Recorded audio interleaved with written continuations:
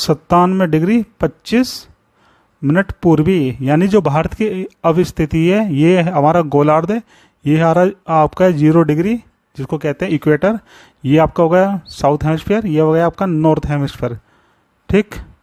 और ये हो गया आपका वेस्ट और ये हो गया आपका ईस्ट। तो अब देखते हैं भारत की स्थिति क्या है। उत्तरी अक्षांश में है, यानी भारत जो है इस वाले पार्ट में है, इस वाले पार्ट में भारत है जो आपका 8 डिग्री से लेके 37 डिग्री तक है। और जो आपका देशांतर है ये 68 से लेके 97 तक है। तो भारत की स्थिति कुछ प्रकार इस प्रकार से होगी, यहाँ पे मैप में इस तरीके से आपको ग्लोब में देखने को मिलेगी। चलिए अब देखते हैं आगे। जो भारत का आकार है, क्षेत्रफल है, तो दोस्तों जो भारत का आकार है ये चतुष्कोणीय है। जब आप भारत को देखते हो, भारत का एक यहाँ पे मैं मैप ड्रॉ कर देता हूँ थोड़ा रफली, ये भारत है। तो जब आप भारत के मैप को देखते हो तो आपको दिखता है इसके 4 कोण बनते हैं, एक आपका कश्मीर में दिखेगा, एक आपका गुजरात में, एक आपका कन्याकुमारी में और एक इधर देखेगा नॉर्थ ईस्ट में। तो इस तरीके से आपको 4 कोण देखने को मिलेंगे, नंबर 1, नंबर 2, नंबर 3, नंबर 4। इस तरीके से भारत चतुष्कोणीय है। और जो इसका क्षेत्रफल है ये 32,87,263 वर्ग किलोमीटर है, जो इसका 2.4% है। जो भारत की लंबाई है, और ये लंबाई आपकी उत्तर से दक्षिण तक यानी नॉर्थ से साउथ तक जो लंबाई है, ये जो लंबाई है इसकी, ये है आपकी 3214 किलोमीटर यानी 3214 किलोमीटर। और जो इसकी चौड़ाई है, यानी पूर्व से पश्चिम, जो पूर्व से पश्चिम है इसकी लंबाई है 2933 किलोमीटर। संपूर्ण तटरेखा जो है इसकी, ये है आपकी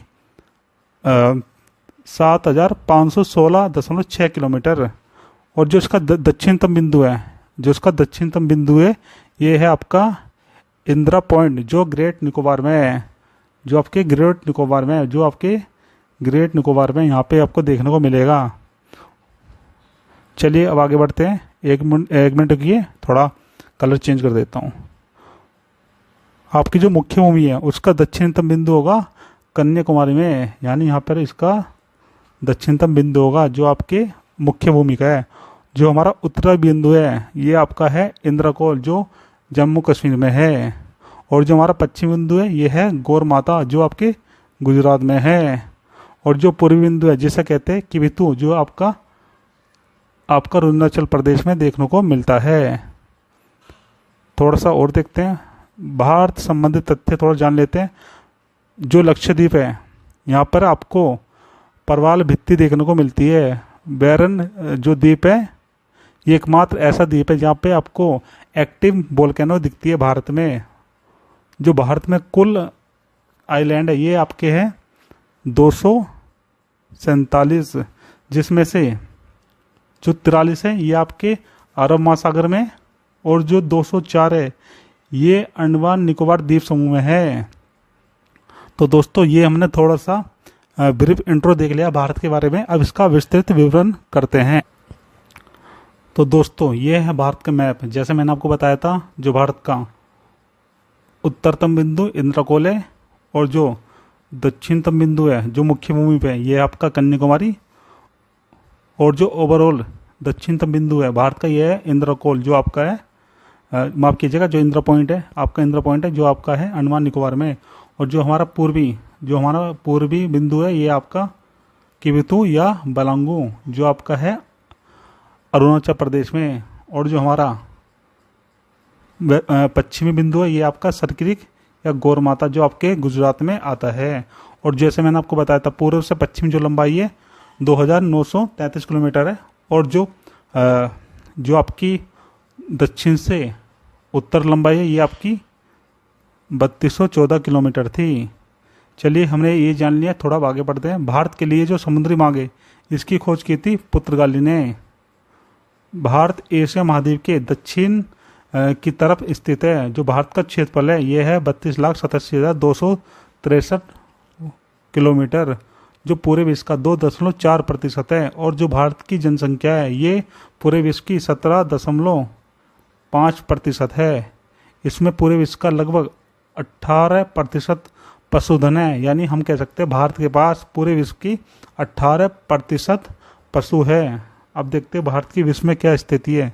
भारत क्षेत्रफल की दृष्टि से 7वें स्थान पर आता है। पहले पे आपका रूस आता है, दूसरे पे कनाडा, तीसरे पे यूएसए, चौथे पे चाइना, पांचवें पे आपका ऑस्ट्रेलिया और आपके छठे पे जो आता है ब्राज़ील आता है, और जो आपका सातवां है ये आपका है भारत। जनसंख्या में भारत दूसरे स्थान पे है 2011 की जनगणना में के अनुसार, लेकिन जो लेटेस्ट डाटा आया है अभी जो जनगणना हुई है उसके अनुसार भारत पहले नंबर पे हो चुका है। भारत की जो पॉपुलेशन है लगभग 141 करोड़ हो चुकी है। चलिए अब थोड़ा और जानते हैं भारत के बारे में।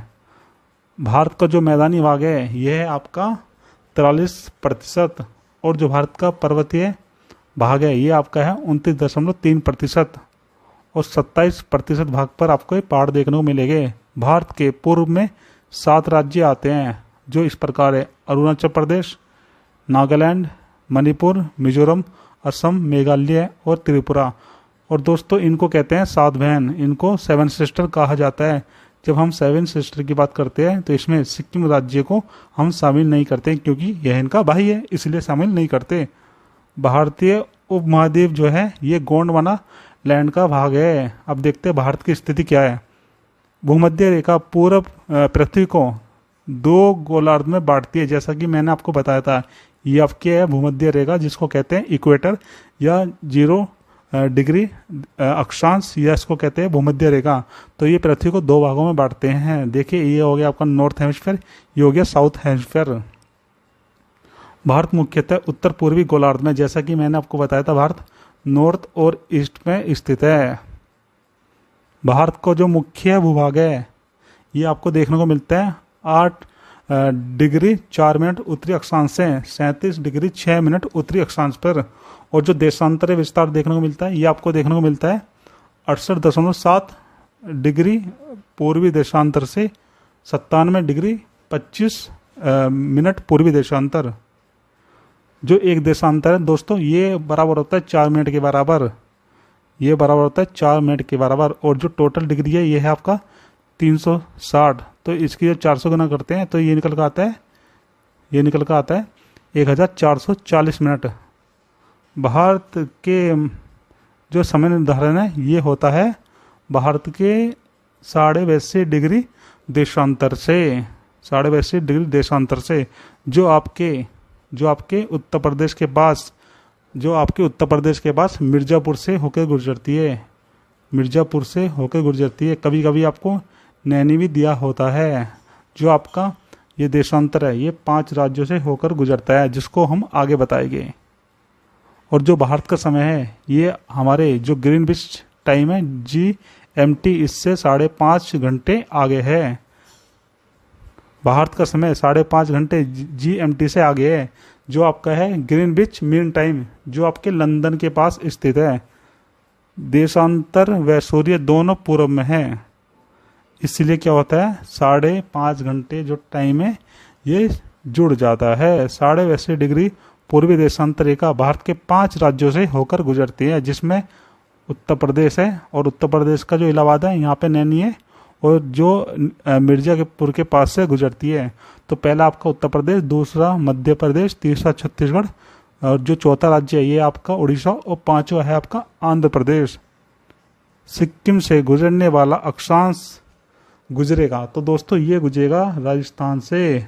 जो अक्षांश सिक्किम से गुजरेगा वो आपके राजस्थान से गुजरेगा। जो हमारी कर्क रेखा है, जो हमारी कर्क रेखा है ये आपके 23.5 डिग्री नॉर्थ अक्षांश में, उत्तरी अक्षांश में। चलिए इसको थोड़ा मैप के माध्यम से समझाता हूँ।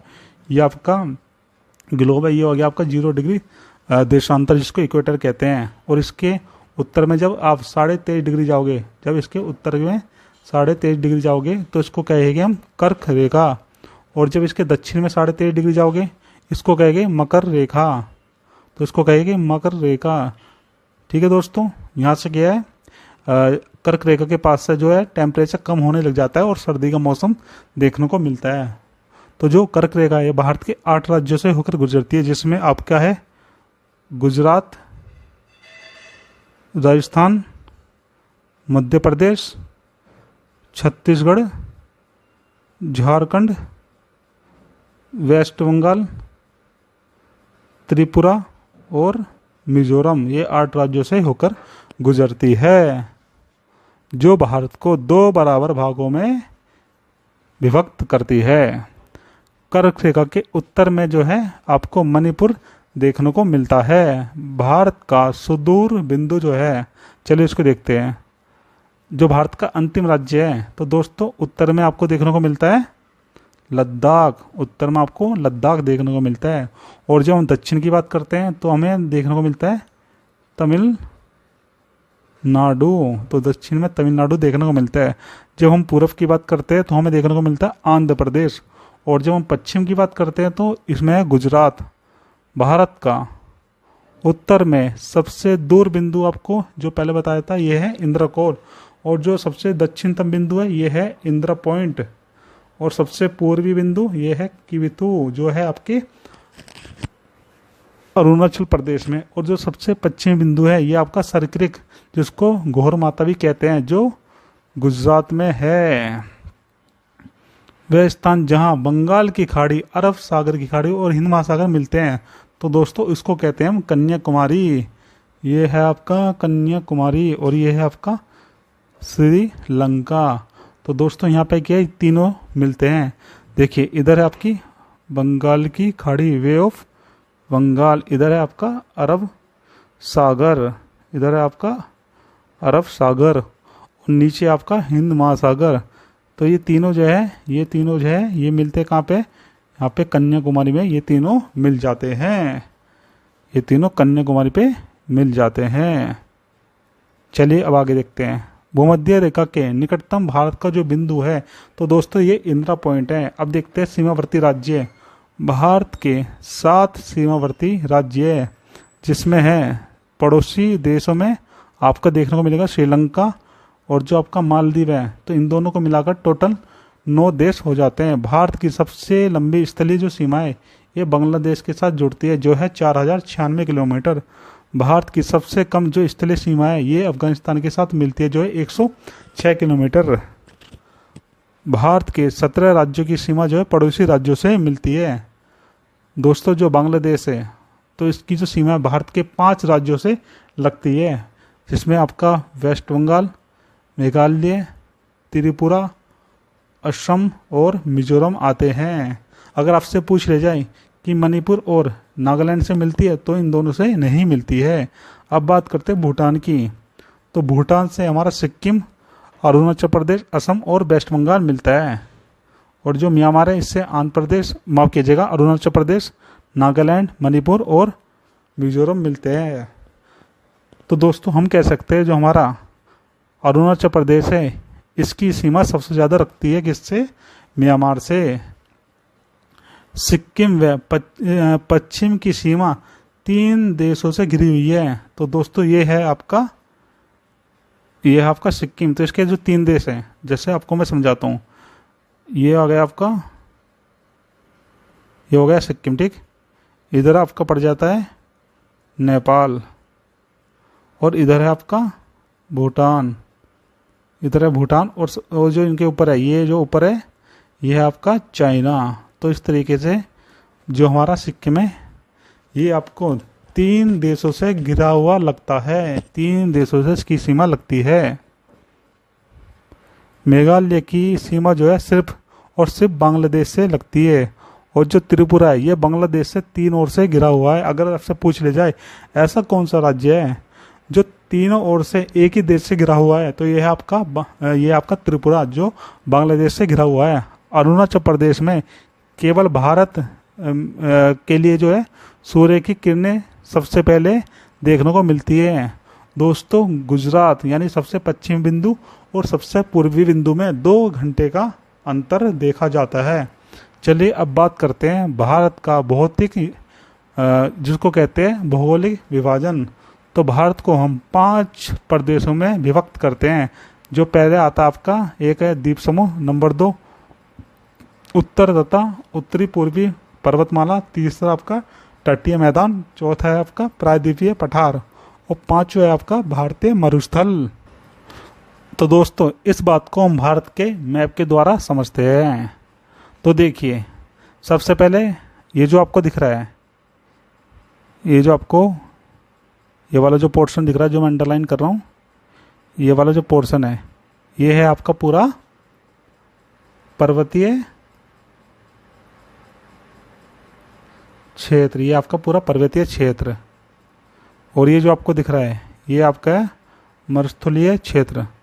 और दोस्तों ये आपका जो ये वाला पार्ट है, जिसको मैं अंडरलाइन कर रहा हूँ, और साथ में ये और ये जो पूर्वी और पश्चिमी घाट का, और ये उत्तर भारत की जो मुख्य भूमि है, इसका जो भाग है, इसको कहते हैं हम पूरा उत्तरी पूर्वी पहाड़ी, या मतलब उत्तरी पूर्वी पहाड़ी नहीं, इसको कहते हैं मैदानी क्षेत्र। और ये जो आपका प्रायद्वीपीय भारत वाला पार्ट है, इसको कहते हैं हम प्रायद्वीपीय पठार।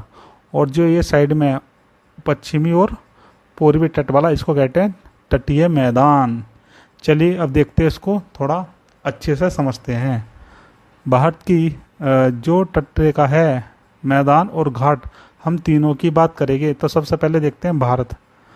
पूर्व में बंगाल की खाड़ी से लेकर दक्षिण में हिंद महासागर और पश्चिम में अरब सागर से घिरा हुआ है। देखिए ये हमने भारत का एक मैप बना रखा है। तो देखिए सबसे पहले हम बात करते हैं जो पूर्व में, ये आपका है पूर्व। तो पूर्व में किससे घिरा है, यहाँ पे आपको देखने को मिलती है, ये आपको देखने को मिलती है यहाँ पे बंगाल की खाड़ी। और जो दक्षिण है, जो नीचे वाला पार्ट है, ये यहाँ पे आपको देखने को मिलता है हिंद महासागर। यहाँ पे आपको देखने को मिलता है हिंद महासागर।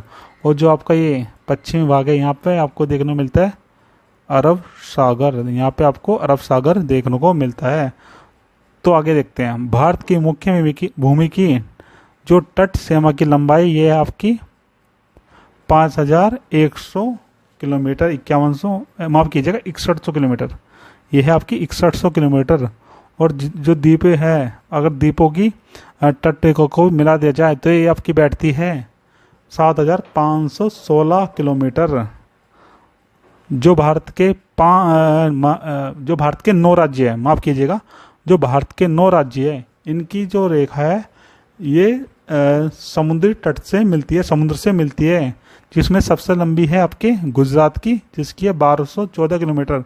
और सबसे कम है गोवा की, जिसकी लंबाई है 101 किलोमीटर। चेन्नई तट से भारत का औसत समतल मापा जाता है। जब हम देखते हैं कि हमारी जो ऊंचाई है, जहाँ पे हम रहते हैं, उस जगह की ऊंचाई कितनी है, तो उसको नापते हैं चेन्नई के समुद्र तट से। सर्वाधिक तटीय अपरदन जो होता है, ये लहरों से होता है। चलिए आपको ये थोड़ा समझाता हूँ। देखिए सबसे पहले ये रहा आपका गुजरात, ठीक, जिसकी जो समुद्री सीमा है सबसे बड़ी है। दूसरा आपका आ गया महाराष्ट्र। तीसरा आपका आ गया गोवा। जो चौथा राज्य ये आ गया आपका कर्नाटक। पांचवा आ गया आपका केरल। और जो छठा राज्य आ गया, ये आ गया तमिलनाडु। सातवां आपका आंध्र प्रदेश। आठवां हो गया आपका उड़ीसा। और जो 9वां राज्य है, ये आपका वेस्ट बंगाल। तो इस तरीके से ये 9 राज्य समुद्री तट रेखा बनाते हैं। पूर्वी तट पर स्थित पर्वत श्रृंखला को पूर्वी घाट तथा जो पश्चिमी तट पर स्थित होती है, उनको हम पश्चिमी घाट कहते हैं। जो हमारा पश्चिमी घाट है, उसका जो दूसरा नाम है, इसको सह्याद्री भी कहते हैं। और जो हमारा पूर्वी घाट है, इसको हम महेंद्रगिरी के नाम से भी जानते हैं। तो अब देखते हैं हम पश्चिमी घाट।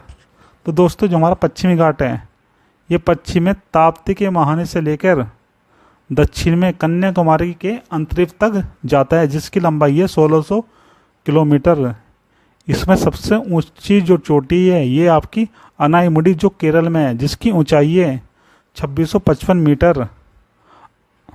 अन्नमलाई पहाड़ी का ये हिस्सा है। किसका हिस्सा है? अन्नमलाई पहाड़ी का।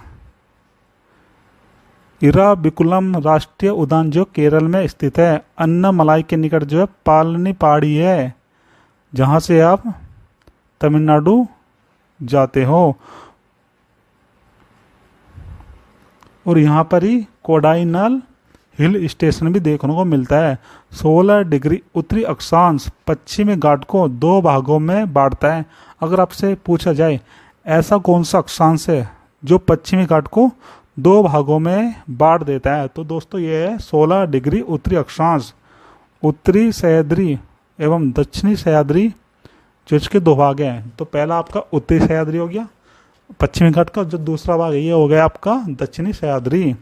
भारत की सबसे दक्षिणतम जो चोटी है ये आपकी इलायची की पहाड़ियाँ, नीलगिरी पर्वत जो है इसकी सर्वोच्च चोटी है दोडो बेटा, जो आपके केरल, कर्नाटक और तमिलनाडु में है आपकी नीलगिरी की पहाड़ियाँ। पश्चिम एवं पूर्वी घाट को मिलाता है कौन? नीलगिरी। जो आपका नीलगिरी पर्वत है ये पूर्वी और पश्चिमी घाट दोनों को मिलाता है। घाट जो होते हैं ये पठारों का ढलान होता है। पश्चिमी घाट क्या है? पठारों का ढलान है। अब बात करते हैं हम तटीय मैदान की। तो तटीय मैदान जो है ये गुजरात से शुरू होता है और वेस्ट बंगाल तक जाता है। ये जो दोस्तों आपको दिख रहा है ये सब तटीय मैदान है। और यहाँ पे जो मिट्टी मिलती है ये एलुअल सॉइल मिलती है जिसको जलोढ़ मिट्टी कहते हैं। पश्चिमी घाट तो इसको दोस्तों हम 4 भागों में बांटते हैं। पहला आपका काठियावाड़ का तट जो आपके गुजरात से लेके दमन तक होता है, और दूसरा आपका कोंकण तट जो दमन से लेके कर्नाटक ये महाराष्ट्र तक जाता है। फिर आपका आता है कन्नड़ तट या कैनरा तट जो कर्नाटक के पास है। फिर आता है आपका मालाबार तट जो कर्नाटक से और तमिलनाडु के बीच स्थित है। तो दोस्तों जो एक कोंकण तट है ये उत्तरी भाग है इसका। और जब हम पश्चिमी घाट की बात करते हैं तो यहाँ पे आपको डेल्टाई क्षेत्र और इसको कहते हैं हम कोरोमंडल तट। पूर्वी तटीय मैदान की जो नदियाँ है ये दोस्तों डेल्टा बनाती है, परंतु जो पश्चिमी तटीय मैदान की नदी होती है ये डेल्टा नहीं एस्चुरी बनाती है जिसको ज्वार नद मुख कहते हैं। उड़ीसा के पास का जो तटीय मैदान है वह महानदी का डेल्टा क्षेत्र है और उसको हम उत्कल के मैदान के नाम से जानते हैं। जो हमारा पूर्वी तट है ये 2 भागों में विभक्त है। जो आपका पहला है डेल्टा क्षेत्र, इस क्षेत्र में क्या है? तटीय मैदान देखे जाते हैं जिसको कहते हैं उत्तरी सरकार। और जो डेल्टा क्षेत्र है ये पश्चिम बंगाल से लेके आंध्र प्रदेश तक जाता है। और जो इसका दूसरा भाग है ये है आपका कोरोमंडल तट जो आंध्र प्रदेश से लेके तमिलनाडु के कन्याकुमारी तक जाता है। पूर्वी तटीय मैदान का जो विस्तार है इसमें आपको कृषि देखने को मिलती है, जनसंख्या अधिक यहाँ पर देखी जाती है और यहाँ पे क्या है ज़्यादा अपर्दन होता है इसलिए ये अधिक चौड़ा है। और इसका अन्य जो नाम है इसको हम कोरोमंडल तटीय मैदान के नाम से भी जानते हैं। पश्चिमी तटीय मैदान जो है ये कम अपर्दन वाला है क्योंकि यहाँ पर पतला है। तो दोस्तों जो पश्चिमी तटीय मैदान है ये क्या है? ये पूर्वी तटीय मैदान की अपेक्षाकृत कम चौड़ा है। चलिए अब देखते हैं यहाँ पे हम जो हमारी समुद्री सीमा है उसको किस प्रकार से बांटा गया है। तो सबसे पहला बात करते हैं हम प्रादेशिक सीमा समुद्री सीमा की, जो आपकी 12 समुद्री मील के बराबर है, जहाँ पर आप जितने भी कार्य है सभी कर सकते हैं। ये एक तरीके से आपकी समुद्री सीमा है जहाँ पर आप किसी भी प्रकार का कोई भी कार्य कर सकते हैं। उसके बाद आता है आपका समीपस्थ मंडल जिसको कहते हैं कॉन्टेजियस जोन। तो दोस्तों ये होता है आपका 24 समुद्री मील तक भारत को इस क्षेत्र में साफ सफाई, सीमा शुल्क से लेकर वित्तीय अधिकार प्राप्त होते हैं। फिर आपका आता है अनन्य आर्थिक अधिकार जिसको कहते हैं हम एक्सक्लूसिव इकोनॉमिक जोन। इसमें ये आपके 200 समुद्री मील तक होता है। यहाँ पर आप किसी प्रकार का वैज्ञानिक परीक्षण कर सकते हो, द्वीपों का निर्माण का अधिकार आपके पास होता है। तो दोस्तों जो एक समुद्री मील होता है ये बराबर होता है आपके 1.8 किलोमीटर के। तमिलनाडु का जो समुद्री तट है उसको कहते हैं हम कोरोमंडल तट। मन्नार की खाड़ी है तमिलनाडु तट के पास, और जो आपका कोरोमंडल तट है ये स्थित है तमिलनाडु में। अब देखते हैं भारत के पर्वत, क्या क्या पर्वत है, कौन कौन से भारत के प्रमुख पर्वत है। तो भारत जो है संपूर्ण भारत में जो है 29.3% भूभाग पर क्या है आपको पर्वत और पहाड़ियाँ देखने को मिलती है। तो देखते हैं भारत के पर्वत। सबसे पहले बात करेंगे हम उत्तरी पूर्वी श्रृंखला की, जिसमें आपका आता है हिमालय। और फिर बात करेंगे मध्य एवं दक्षिण भारत की पर्वत श्रृंखला की। तो सबसे पहले देखते हैं उत्तरी पर्वत श्रृंखला। भारत के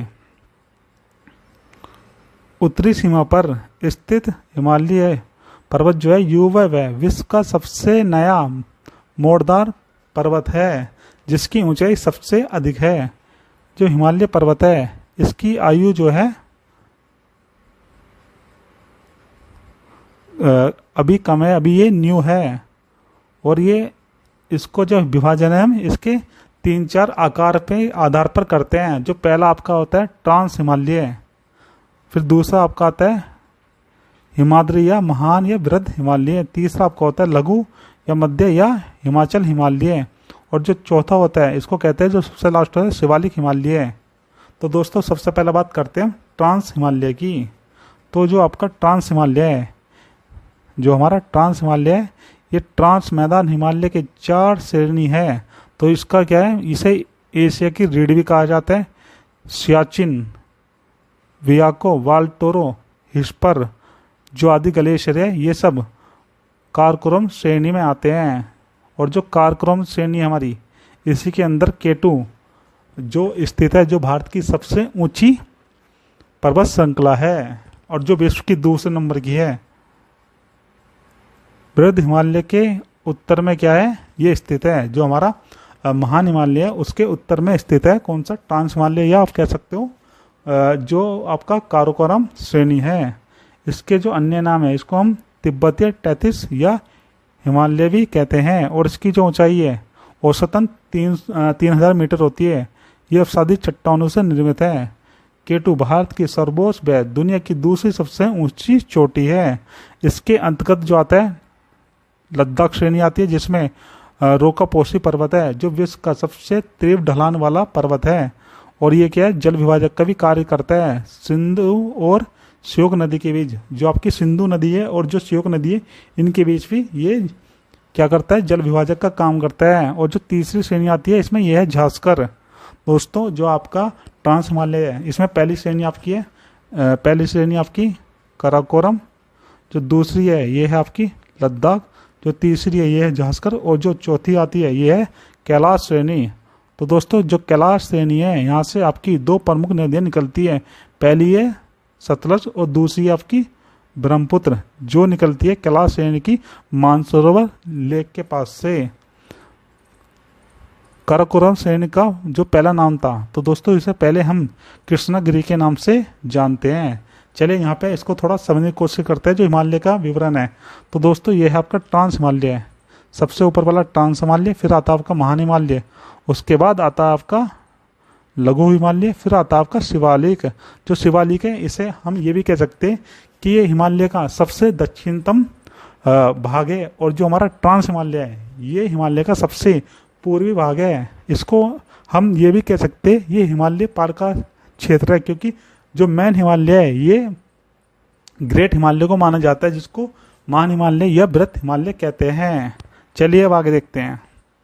भारत का सबसे गहरा जो गर्ज है ये है बुंजी गर्ज। ये जो गर्ज है ये बनता किससे, नदी द्वारा बनाया जाता है।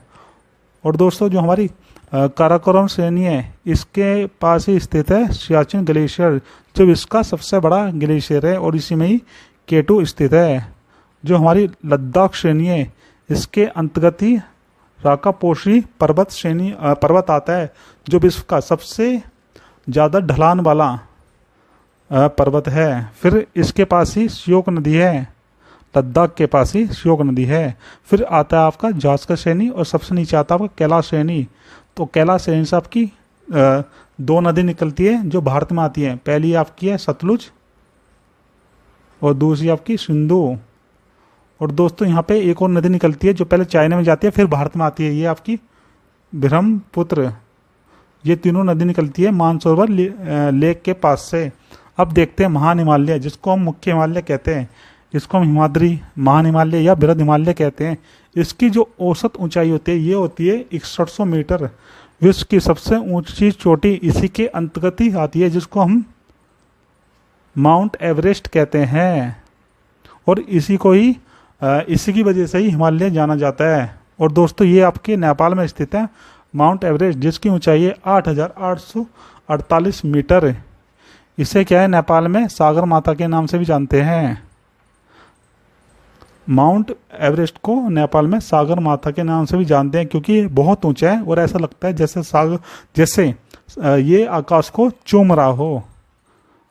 और फिर देखते हैं हम लघु हिमालय, जिसमें शिवालिक और मध्य हिमालय के मध्य है, जो आपका लघु हिमालय है।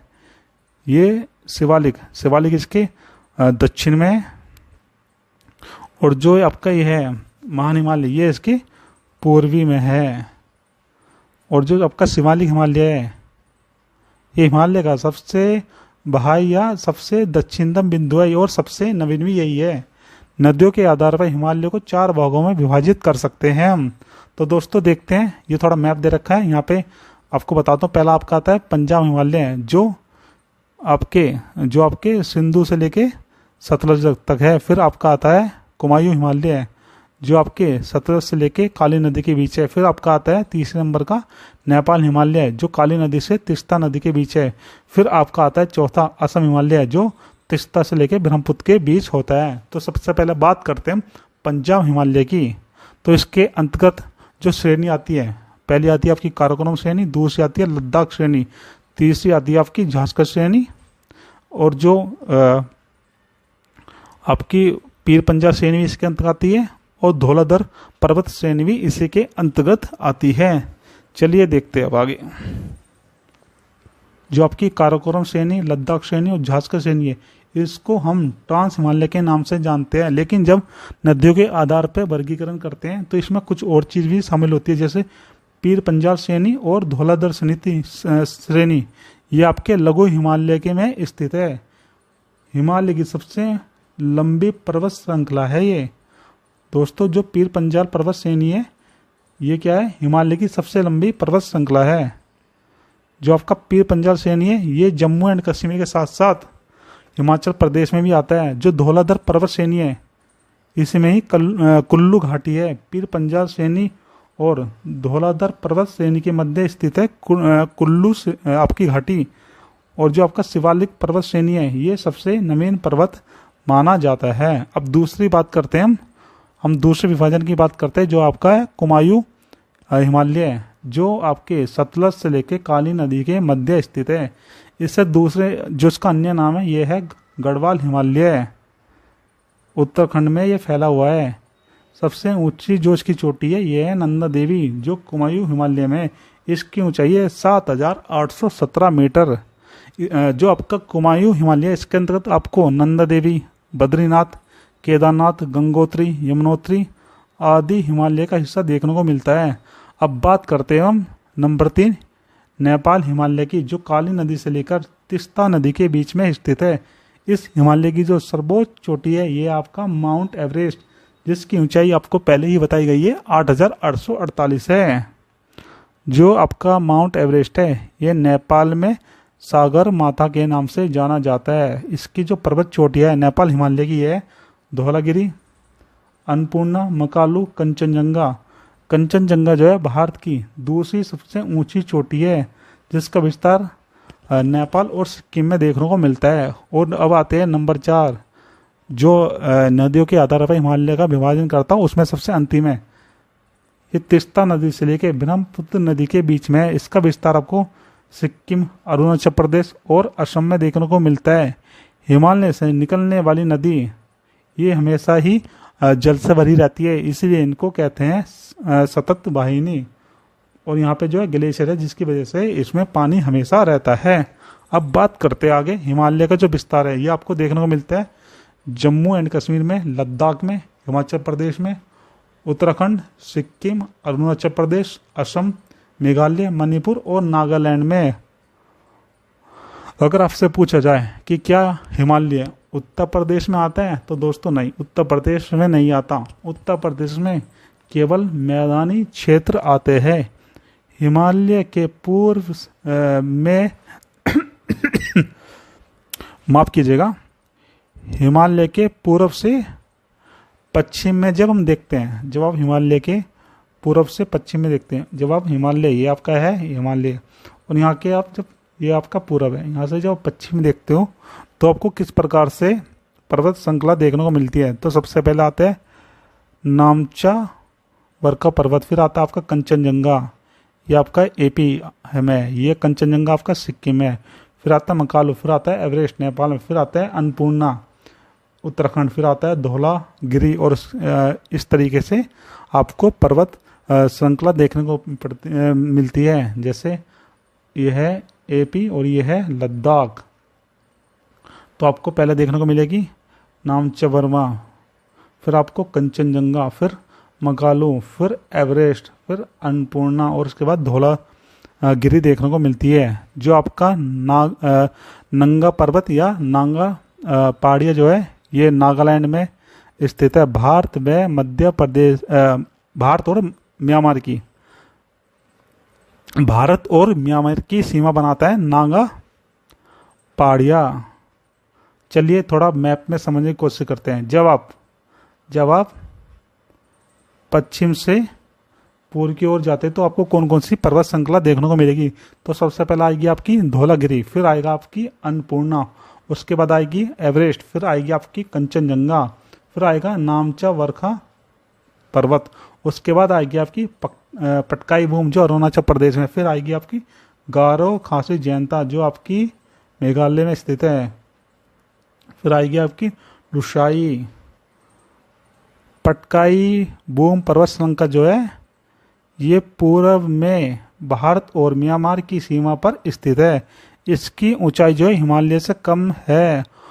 अब देखते हैं विस्तार। असम, नागालैंड, मणिपुर, मेघालय और मिजोरम में किसका विस्तार है? तो दोस्तों ये है पटकाई पर्वत श्रृंखला का। पटकाई पर्वत श्रृंखला के 3 भाग है। एक आपका पटकाई बूम, दूसरा है गारो खासी जयंता श्रृंखला जो आपको मेघालय में देखने को मिलती है, और तीसरी आपकी लुसाई पहाड़ियाँ।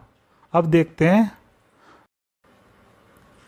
मध्य और दक्षिण भारत की पर्वत श्रेणियाँ। तो दोस्तों इसमें पढ़ेंगे हम राजस्थान की अरावली पर्वत श्रेणियाँ, मध्य भारत की विंध्याचल, कैमूर और पारसनाथ की पर्वत श्रेणियाँ, राजस्थान की मांडव पर्वत श्रेणियाँ, सतपुड़ा, महादेव मैकाल, महाराष्ट्र की अजंता, हरिश्चंद्र, अन्नामलाई, जाब्दी, नीलगिरी केरल की, अन्नामलाई और कार्डमम की पहाड़ी जो आपकी चेन्नई में आएगी, लक्षद्वीप में नारचो।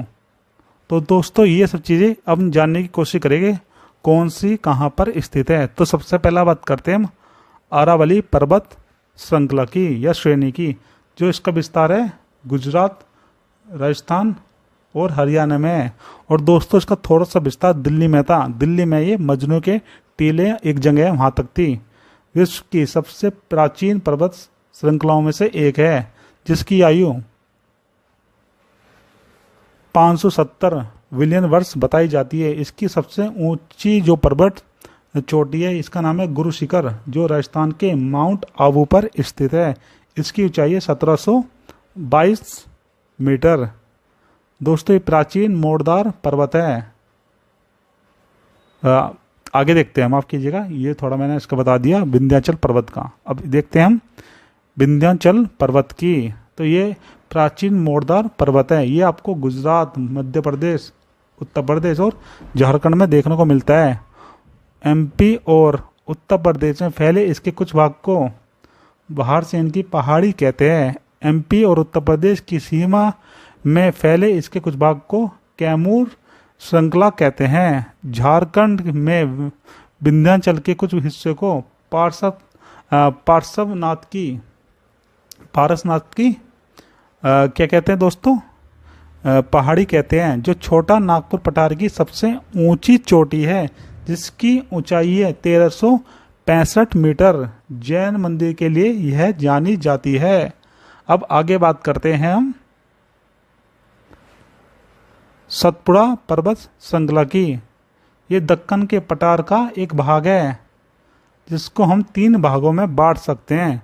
जो पश्चिम में इसको कहते हैं राजपिपला की पहाड़ी, और जो छत्तीसगढ़ में है इसको कहते हैं मैकाल पर्वत, और जो मध्य प्रदेश में इसको कहते हैं महादेव पहाड़ी। दोस्तों जो हमारी सतपुड़ा पर्वत श्रृंखला है, इसकी सबसे ऊंची जो चोटी है ये है धूपगढ़, जिसकी ऊंचाई है 1350 मीटर। महादेव पहाड़ी का ये हिस्सा है। अगर आपसे पूछा जाए जो धूपगढ़ है ये किसका हिस्सा है, तो ये महादेव पहाड़ी का हिस्सा है। इस श्रेणी के उत्तरी भाग में नर्मदा नदी और दक्षिणी भाग में ताप्ती नदी निकलती है।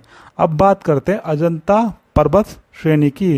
ये महाराष्ट्र में स्थित है। इस श्रेणी के जो स्थित है गुफाएं वो गुप्त काल की है। चित्रकला के लिए ये विश्व प्रसिद्ध है। तो दोस्तों जो अजंता पर्वत श्रेणी है ये महाराष्ट्र में, और यहाँ पे क्या है बहुत सारी गुफाएं बनाई गई थी जो गुप्त काल में बनाई गई थी, और यहाँ पे क्या है चित्रकारी की गई थी जो विश्व प्रसिद्ध है।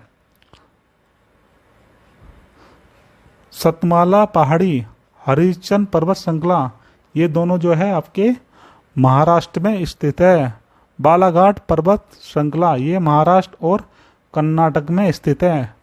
गोदावरी नदी व भीमा नदी के बीच क्या है जल विभाजक का कार्य करती है। दोस्तों जो आपकी गोदावरी नदी है और दूसरी है भीमा नदी, इनके बीच में जो बालाघाट पर्वत श्रृंखला है ये जल विभाजक का कार्य करता है।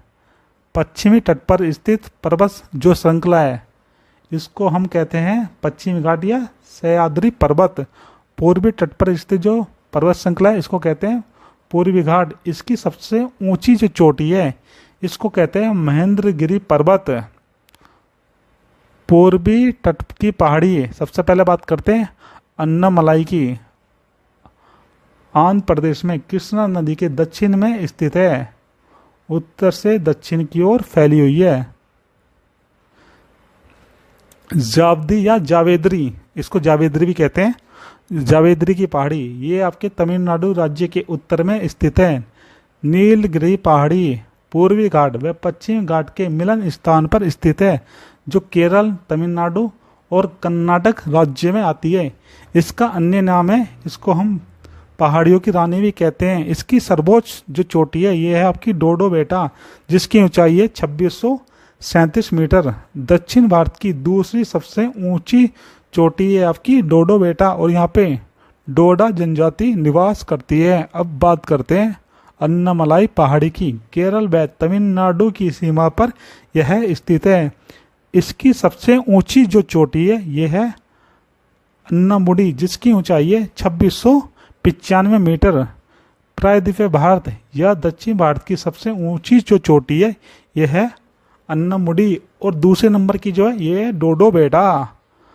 कार्डमम की पहाड़ी जो है ये केरल तमिलनाडु में स्थित है, दोनों की सीमा पर स्थित है कार्डमम की पहाड़ी। ये भारत की अंतिम पहाड़ी है, सबसे दक्षिण भाग में स्थित है। इसे हम इलायची की पहाड़ी के नाम से भी जानते हैं क्योंकि यहाँ पर इलायची की खेती विश्व विख्यात है। मांडव पहाड़ी ये काठियावाड़ और गुजरात के बीच स्थित है।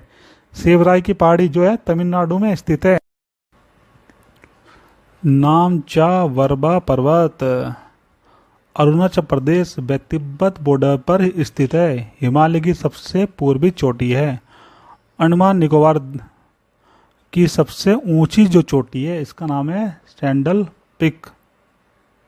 लक्षद्वीप की सबसे ऊंची चोटी है नारचो। अब देखते हैं मैदानी क्षेत्र। इसको हम 4 भागों में बांटते हैं। पहला आपका बाबर, दूसरा तराई, तीसरा है खादर और चौथा है आपका बांगर। तो दोस्तों जो हमारा मैदान है ये इस तरीके से बनता है जैसे ये हमारा है शिवालिक क्षेत्र। यहाँ से क्या है पानी आता है तो उसके साथ भी कुछ मिट्टी, कुछ गाद, कुछ ऐसा आता रहता है, ठीक है। और फिर क्या होता है, फिर उसके साथ कंकड़ हो गए, इस तरीके से छोटे छोटे पर्वत उठ के आते रहते हैं। पर्वत मतलब छोटे छोटे कण आते रहते हैं। तो इस तरीके से क्या जब ये लॉन्ग समय तक चलता है, लंबे समय तक चलता है, तो इससे क्या मैदान बनना प्रारंभ हो जाता है। चलिए अब देखते हैं जो हमारा सबसे पहले बावर क्षेत्र, शिवालिक पर्वत श्रेणी से दक्षिण के 10 से 12 किलोमीटर का हिमालय के सारे जो फैला क्षेत्र है उसे हम भावर क्षेत्र कहते हैं। कृषि के लिए ये उपयुक्त नहीं होता क्योंकि यहाँ पे नदी गायब हो जाती है। यहाँ पे आपको थोड़े बड़े बड़े पर्वत शिलाएं देखने को मिलती है। आगे बात करते हैं तराई क्षेत्र की। भावर के ठीक दक्षिण में 20 से 30 किलोमीटर का तराई क्षेत्र स्थित है। यहाँ पे नदियाँ जो है दिखना प्रारंभ कर देती है। अब बात करते हैं तीसरा जो क्षेत्र बताया था जिसका नाम है खादर। नदी द्वारा लाई गई मिट्टी का क्षेत्र होता है। यहाँ नई मिट्टी की परत बनी होती है। और जो हमारा बांगर होता है ये नदियों से दूर क्षेत्र स्थित होता है। मिट्टी भी यहाँ पर पुरानी होती है। उत्तर से दक्षिण की पहाड़ियों का क्रम एक बार देख लेते हैं। उत्तर से दक्षिण यानी ऐसे मानो ये आपका उत्तर है और यहाँ से अगर आप नीचे जाओगे दक्षिण तो इस तरीके से जो हमारे पर्वत श्रृंखला यानी पहाड़े जो आती है वो कौन कौन सी है। सबसे पहले आपकी आती है नल्ला मलाई, फिर आती है जावदी, फिर आपकी आती है नीलगिरी और सबसे अंत में आती है आपकी अन्नामलाई। माउंट एवरेस्ट पर चढ़ने वाली प्रथम भारतीय महिला थी जिसका नाम था विजेंद्री पाल। अब देखते हैं भारत के प्रमुख दर्रे या पास। तो सबसे पहला बात करते हैं हम जम्मू एंड कश्मीर की। तो इसमें आपका आता है वर्जिल दर्रा जिसको हम बुर्जिल दर्रा भी कहते हैं, बनिहाल दर्रा, जोजिला दर्रा। ये जो आपका जोजिला दर्रा है इसी के रास्ते ही हम लेह जाते हैं। फिर बात करते हैं हम लद्दाख की। तो इसमें काराकोरम दर्रा आता है। इसके बाद बात करते हैं हम उत्तराखंड की। इसमें आपको नीति दर्रा, माना दर्रा और लीपू लेक दर्रा देखने को मिलता है। जो आपका लीपू लेक दर्रा है इसी से हम कैलाश मानसरोवर की यात्रा करते हैं। अब हम बात करते हैं हिमाचल के दर्रे की। तो यहाँ पे आपका एक है सिपकिला दर्रा, एक आपका रोहतांग दर्रा। इसके बाद बात करते हैं हम सिक्किम की। तो सिक्किम में आपका है नाथुला दर्रा, जलेपला दर्रा। और फिर हम बात करते हैं अरुणाचल प्रदेश की। तो आपको यहाँ पे बोमडिला दर्रा और दीपू दर्रा देखने को मिलता है। मणिपुर में आपको तीजू या तूजू दर्रा देखने को मिलता है। जो आपका महाराष्ट्र है यहाँ में आपको थाल घाट दर्रा और बोहर घाट दर्रा देखने को मिलता है। केरल में आपको पाल घाट दर्रा देखने को मिलता है। अगर हम बात करें पाल घाट दर्रे की तो ये केरल में स्थित है। केरल और तमिलनाडु को जोड़ता है। नीलगिरी व अन्नामलाई के मध्य यह स्थित है। दोस्तों एक दर्रा और है खैबर दर्रा। ये दर्रा पाकिस्तान व अफगानिस्तान की सीमा पर स्थित है। इसी दर्रे से आर्यों ने भारत में भी प्रवेश किया था। जितने भी भारत पर आक्रमण होते थे वो ज़्यादातर लोग खैबर दर्रे से ही आते थे। अब आगे बात करते हैं चांगला दर्रा। ये लद्दाख में स्थित है। लद्दाख को तिब्बत से जोड़ता है। अब देखते हैं भारत के द्वीप और द्वीप समूह। तो सबसे पहले बात करते हैं अरब सागर में जो द्वीप स्थित है इसका नाम है लक्षद्वीप। और जो बंगाल की खाड़ी में स्थित है इसका नाम है अंडमान निकोबार द्वीप समूह। और जो हमारे अन्य द्वीप हैं इसकी बात भी कर लेते हैं। सबसे पहले बात करते हैं माजुली द्वीप की जो असम में और ब्रह्मपुत्र नदी द्वारा बनाया गया है। ये नदी द्वारा बनाया गया विश्व का सबसे बड़ा द्वीप है। न्यू मूर द्वीप ये बांग्लादेश के दक्षिण और साथ में क्या है पश्चिम बंगाल के पूर्व में स्थित है। इस पर अपना अधिकार बांग्लादेश बताता है। शिव सुंदरम जो द्वीप है ये मैसूर कर्नाटक में स्थित है। जो हमारा गंगा सागर द्वीप है ये कलकत्ता के दक्षिण में स्थित है। इस पे जो आपका प्रशासनिक नियंत्रण है ये पश्चिम बंगाल का है। एलिफेंटा द्वीप ये महाराष्ट्र में स्थित है। चलिए अब बात करते हैं आगे देखते हैं द्वीप समूह से संबंधित अन्य फैक्ट। जो आपका 11 डिग्री चैनल है ये उत्तर में अमीन द्वीपी द्वीप तथा दक्षिण में कनानोरे द्वीप को अलग करता है। 10 डिग्री चैनल जो है ये अंडमान और निकोबार द्वीप समूह के मध्य स्थित है। 9 डिग्री जो चैनल है ये लक्षद्वीप और मिनिकॉय के मध्य स्थित है। 8 डिग्री चैनल जो है मिनिकॉय को मालदीव से अलग करता है। दक्कन पैसेज जो है ये लिटिल, जिसको कहते हैं लघु अंडमान, को दक्षिण अंडमान से अलग करता है। इसके बाद बात करते हैं कोको स्टेट की। कोको द्वीप जो है म्यांमार में है। ये उत्तरी अंडमान के बीच स्थित है। म्यांमार और अंडमान के बीच स्थित है। पाक स्टेट ये भारत और श्रीलंका के मध्य स्थित है। ग्रेट चैनल सुमात्रा जो इंडोनेशिया का एक द्वीप है, और साथ में क्या है, निकोबार के मध्य स्थित है। निकोबार जो है अंडमान निकोबार का एक द्वीप समूह है। नोट में देखते हैं एलिफेंटा द्वीप मुंबई स्थित गेटवे ऑफ इंडिया से 10 किलोमीटर दूर स्थित है।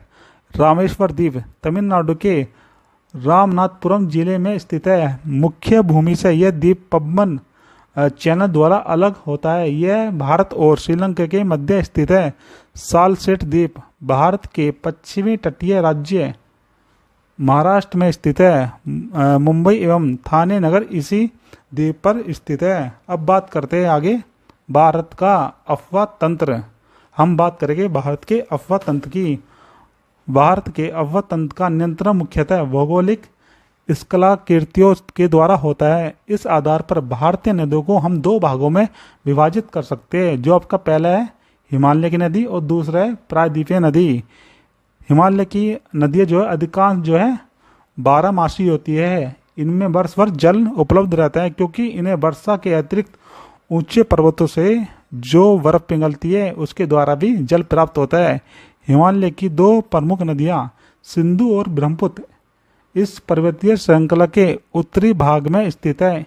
इन नदियों ने हिमालय को काटकर गर्ज का निर्माण किया है। ये नदी अपने पर्वतीय मार्ग जो इसका युवावस्था था के साथ वी आकार की घाटियां, जलप्रपात आदि का निर्माण करते हुए मैदानी भाग में प्रवेश करने के उपरांत अनेक स्थलाकृतियों का निर्माण करती है, जिसमें समतल घाटियां, गोकुर झील, बाढ़ग्रस्त मैदान, गुम्फित वाहिकाएं, साथ में डेल्टा आदि का निर्माण करती है। अधिकांश प्रायद्वीपीय नदियां जो है मौसमी होती है, क्योंकि इनका प्रवाह वर्षा पर निर्भर करता है, जबकि कुछ नदियां जैसे गोदावरी, कृष्णा जो है विशाल अवध क्षेत्र वाली नदी है। ये वर्ष भर बहती है, क्योंकि ये जो नदियां है ऊपरी जल ग्रहण क्षेत्र में स्थित है और दक्षिण पश्चिम मानसून के साथ निम्न क्षेत्रों में उत्तर पूर्वी मानसून से भी वर्षा का जल प्राप्त करती है। प्रायद्वीपीय पठार पर पश्चिम की ओर बहने वाली नदियां क्या है, एस्चुरी का निर्माण करती है, जिसमें आपकी नर्मदा और ताप्ती के अलावा सरवती, मांडवी, ज्वारी और भरत पूजा के साथ पेरियार और पंबा नदी आदि है, जो पश्चिम की ओर प्रवाह करती है, जो अपना जल बंगाल की खाड़ी में गिरकर अरब सागर में गिरती है। प्रायद्वीपीय नदियों का उत्तर से दक्षिण की ओर जो क्रम है, तो सबसे पहले आपकी महानदी आती है, फिर गोदावरी आती है, फिर कृष्णा, पेन्नार और फिर कावेरी, और सबसे जो दक्षिणतम नदी है ये बेंगई। जो बेंगई नदी है ये सबसे दक्षिणी नदी है भारत की। पेन्ना नदी द्वारा दक्षिण भारत की गंडीकोटा घाटी, जो इसको हम कहते हैं कैनियन आदि का निर्माण करती है। प्रायद्वीपीय पठार की जो प्रमुख नदी है, इसमें आपकी महानदी गोदावरी, कृष्णा और कावेरी पूर्व की ओर बहती है तथा बंगाल की खाड़ी में जल गिराने से पहले एक डेल्टा का निर्माण करती है। नदियाँ जब डेल्टा न बनाकर सीधे समुद्र में गिर जाती है तो उस कंडीशन में वो एस्चुरी का निर्माण करती है, और जो एस्चुरी का निर्माण करती है ये प्रमुख नदी है। Number 1 Mahi, number 2 Tapi, number 3 Narmada, number 4 Mandvi. इस तरीके से हम कह सकते हैं जितनी भी नदियाँ बंगाल की खाड़ी में गिरती है, पूरब की ओर बहती है, ये सब क्या है, डेल्टा का निर्माण करती है, और जो नदियाँ पश्चिम की ओर बहती है यानी अरब सागर में अपना जल गिराते हैं, ये सब नदियाँ एस्चुरी का निर्माण करती है। प्रायद्वीपीय नदियों का लंबाई के अनुसार जो घटता क्रम है, गोदावरी सबसे बड़ी, फिर है कृष्णा, फिर है आपकी नर्मदा, फिर महानदी, और फिर है कावेरी, और सबसे छोटी इनमें है ताप्ती। प्रायद्वीपीय अवध तंत्र हिमालय अपना तंत्र से पुराना माना जाता है। प्रायद्वीपीय नदियाँ एक निश्चित मार्ग पर चलती है। इनमें विसर्पण का अभाव होता है, क्योंकि इनमें पानी भी कम होता है, और ये फिर पठारीय क्षेत्र से होकर गुजरती है, तो इस तरीके से ये अपना मार्ग भी परिवर्तित नहीं कर पाती है। तटीय नदियां, विशेष रूप से पश्चिमी तट की नदियां अपेक्षाकृत कम लंबी है तथा इनका जल ग्रहण क्षेत्र सीमित होता है। 1960 में भारत और पाकिस्तान के बीच सिंधु नदी समझौता हुआ था, जिसके अंतर्गत जो पूरब की 3 नदियां हैं ये भारत रखेगा, जिसमें थी ब्यास, रावी और सतलुज। इसके 80% जल का प्रयोग भारत करेगा, जबकि सिंधु, चिनाब और झेलम के 80% जल का प्रयोग पाकिस्तान करेगा। मिलती है। चलिए अब जितने भी हमने नदी तंत्र जाने उनको हम थोड़ा डिटेल में देखते हैं। सबसे पहले देखेंगे हिमालयी नदियां। इसमें सबसे पहली नदी आएगी आपकी सिंधु नदी प्रणाली। कौन सी? सिंधु नदी प्रणाली।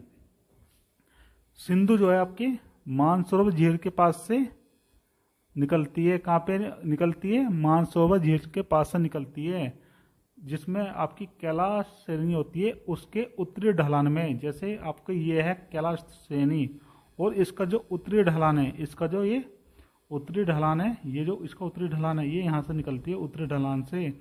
ये कहाँ पे पड़ता है? तो दोस्तों ये पड़ता है आपके तिब्बत में। अब इसको चाइना भी कह सकते हो, आप इसको चीन भी कह सकते हो, क्योंकि चीन तिब्बत जो है चीन का ही पार्ट है, चीन का ही भाग है। चलिए भाग देखते हैं आगे। अब देखते हैं आगे, 1 मिनट रुकिए। हाँ, भारत और पाकिस्तान दोनों में इसकी बड़ी संख्या में सहायक नदी देखने को मिलती है। स्रोत से कराची के पास बिंदु तक इसकी कुल लंबाई जो है कितनी है? तो दोस्तों ये आपकी 3180 मीटर। आप कह सकते हो ये मानसरोवर झील है, यहाँ से निकल रही है मानसरोवर झील से, और जब तक कराची पहुंचती है, कहाँ तक? कराची पहुंचती है। तो इसकी जब तक लंबाई कितनी है? तो इसकी ये लंबाई है 3180 किलोमीटर। कितनी है? 3180 किलोमीटर। जहाँ यह अरब सागर में गिर जाती है। इसकी लगभग 700 किलोमीटर लंबाई जो भारत में कितनी है? लगभग 700 किलोमीटर। आप कह सकते हो भारत में लगभग ये 20% है। कितनी है? लगभग 20% भारत में है।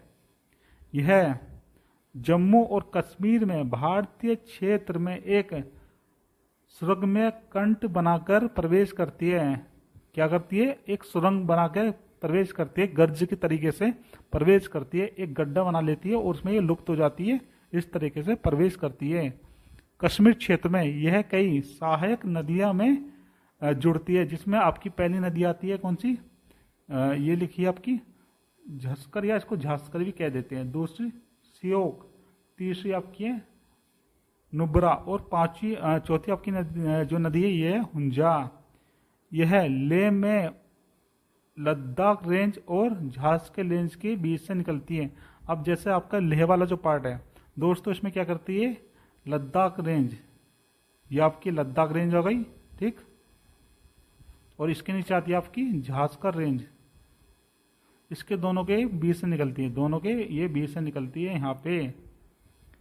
यह अटोक के पास 5181 मीटर गहरी खाई में माफ कीजिएगा के माध्यम से हिमालय को पार करती है, जो नंगा पर्वत के उत्तर में स्थित है। कहाँ पे?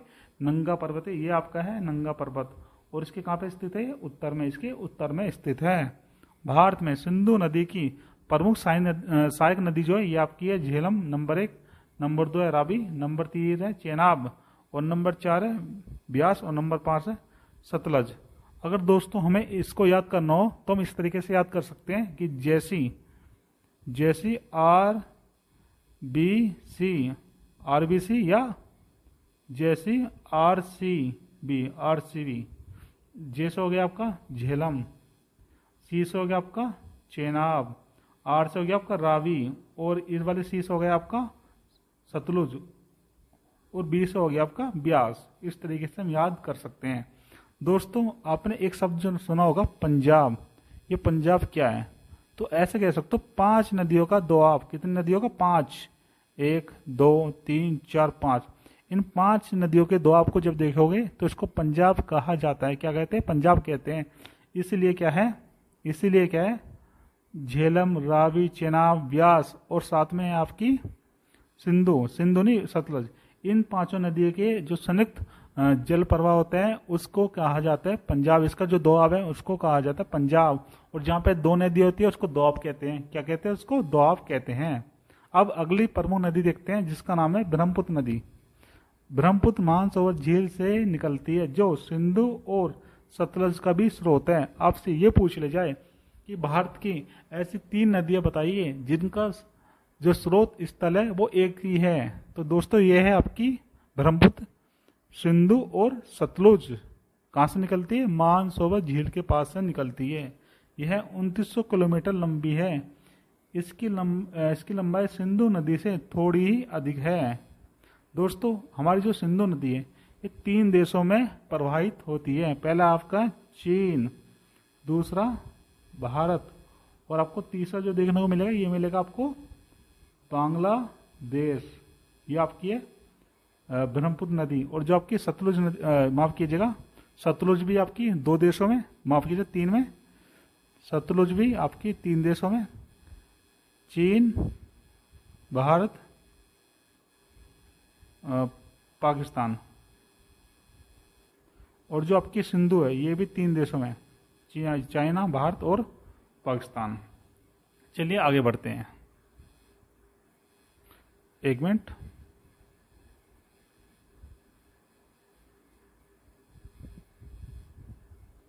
इसका अधिकांश मार्ग जो है भारत के बाहर ही होता है। कहाँ पे होता है? भारत के, क्योंकि भारत में प्रवेश करते हैं अरुणाचल प्रदेश से और फिर असम होते हुए फिर ये पहुंच जाती है कहाँ पे? ये पहुंच जाती है बांग्लादेश में। कहाँ पे? बांग्लादेश में पहुंच जाती है। इस तरीके से यह पूर्व दिशा में हिमालय के समानांतर बहती है। जैसे आपको बताता हूँ, ये आपको हिमालय की श्रेणियाँ देखने को मिलेगी। और ये जो है आपकी जो है ये आपकी है यहाँ से, ये निकलती है यहाँ से मानसरोवर झील से, और ये ऐसे बहती रहती है, ऐसे बहती रहती है, ऐसे बहती रहती है, ऐसे बहती रहती है।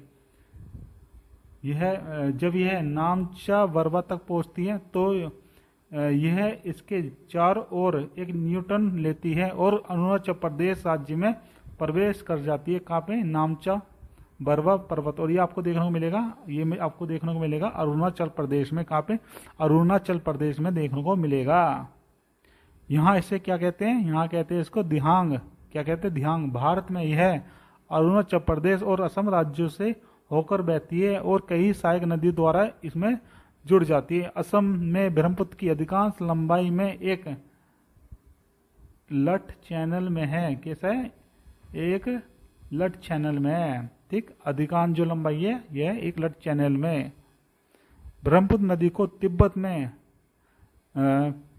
सांगपो के नाम से जाना जाता है।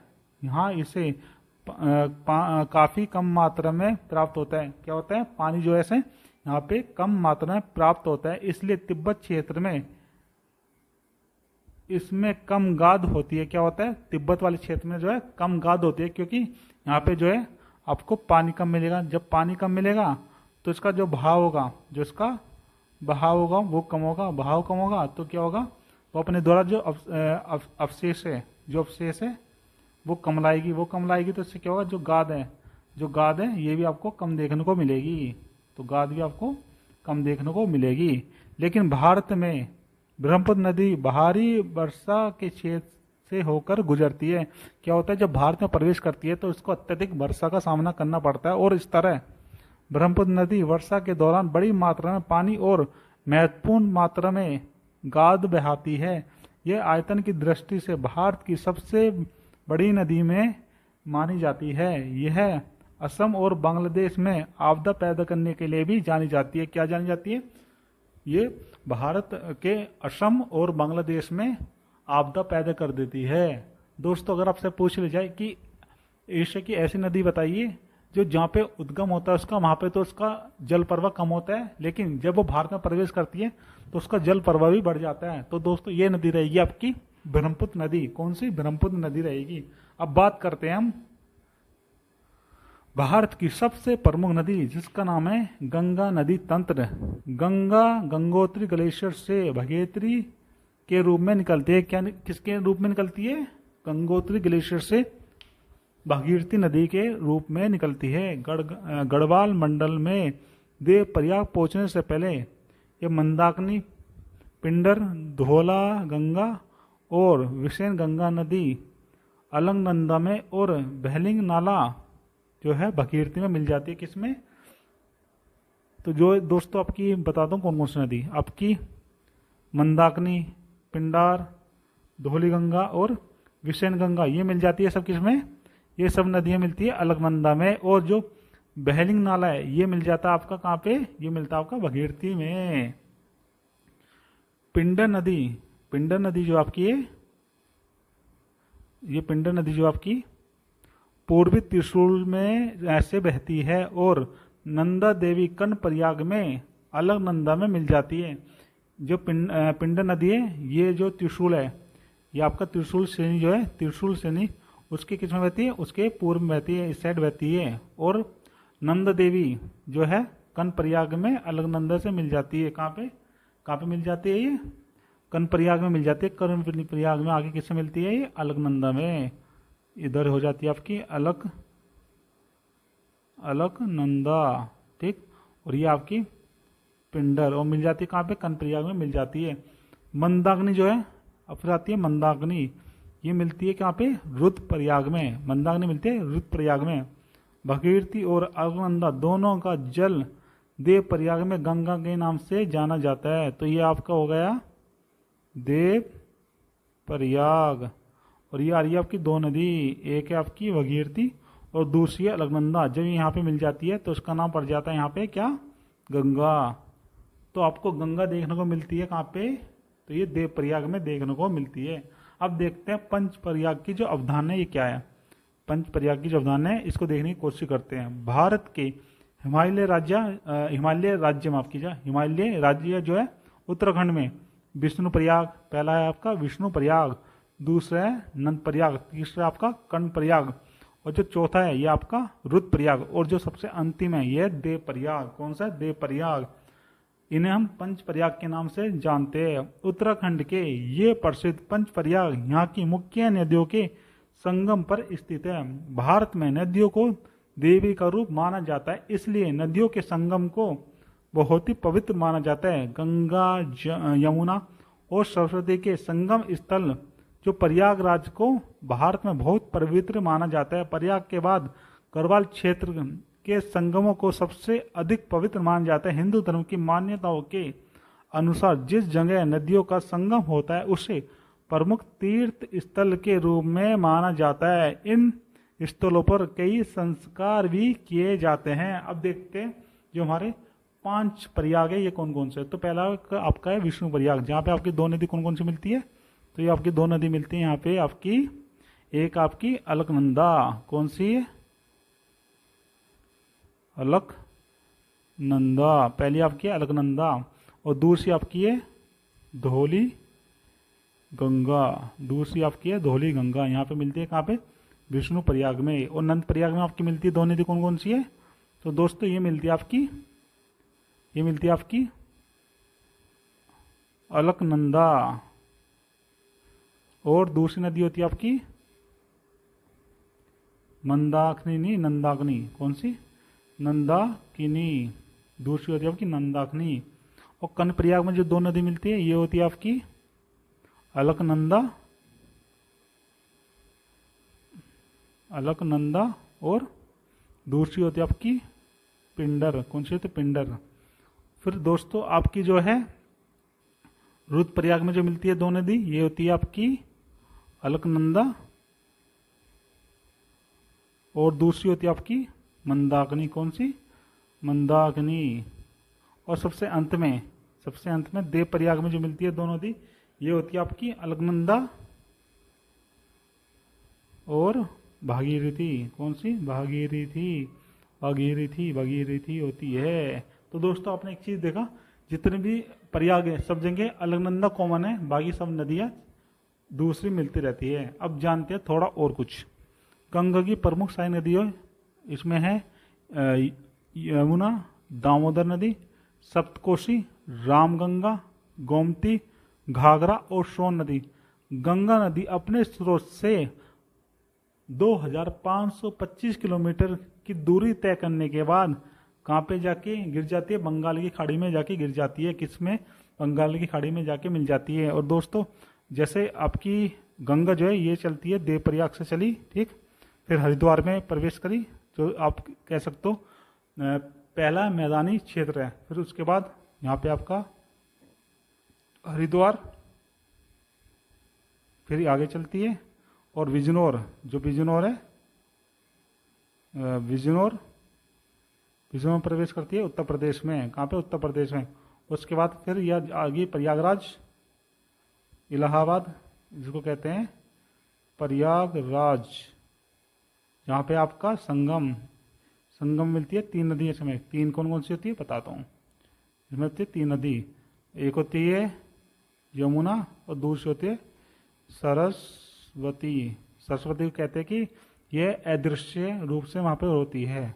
फिर आगे जाते हैं, फिर ये जाती है कहाँ से? ये जाती है बिहार में, और बिहार से जाके जाती है फिर ये वेस्ट बंगाल। कहाँ पे? बंगाल में, वेस्ट बंगाल में। और उसके बाद ये आगे जाके बांग्लादेश में। कहाँ पे? बांग्लादेश में। बांग्लादेश में जाके मिल जाती है किससे? ये मिल जाती है, इधर से आती है ऊपर से असम से आती है। कौन सी? असम से आती है आपकी, असम से आती है आपकी, असम से आती है आपकी ब्रह्मपुत्र नदी, ब्रह्मपुत्र नदी, और यहाँ मिल जाती है। और जब दोनों मिल जाती है तो इसको कहा जाता है यहाँ पे जमुना। कहाँ पे? बांग्लादेश में कहा जाता है इसको जमुना कहा जाता है।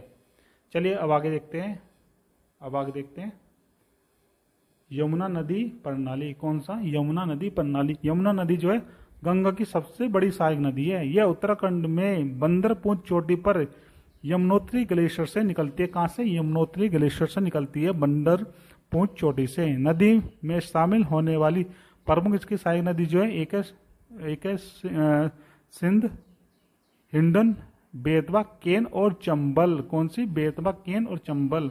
दोस्तों आपकी बेतवा, केन और चंबल जो है ये तीनों मध्य प्रदेश से मिलती है। कहाँ पे? मध्य प्रदेश में। यानी आप कह सकते हो इसके राइट हैंड से मिलती है। ये है आपकी, ये आपकी यमुना की राइट हैंड वाली रिवर। और जो हिंडन है ये आपकी है, ये आपकी बहती है गाजियाबाद में। कहाँ पे? गाजियाबाद में। जो मिलती है इसमें दिल्ली में, दिल्ली में मिल जाती है। टोंस यमुना की सबसे बड़ी सहायक नदी है। नदी का जल घिरन क्षेत्र जो दिल्ली, कहाँ पे बताता हूँ आपको, ठीक है। ये आपको मिलेगा, आपको दिल्ली, हिमाचल प्रदेश, उत्तर प्रदेश, हरियाणा, राजस्थान और मध्य प्रदेश तक फैला हुआ है। कहाँ तक? मध्य प्रदेश तक फैला हुआ है। अब आगे बात करते हैं, आगे बात करते हैं यमुना नदी तंत्र, माफ कीजिएगा, नर्मदा नदी तंत्र की। किसकी? नर्मदा नदी तंत्र की।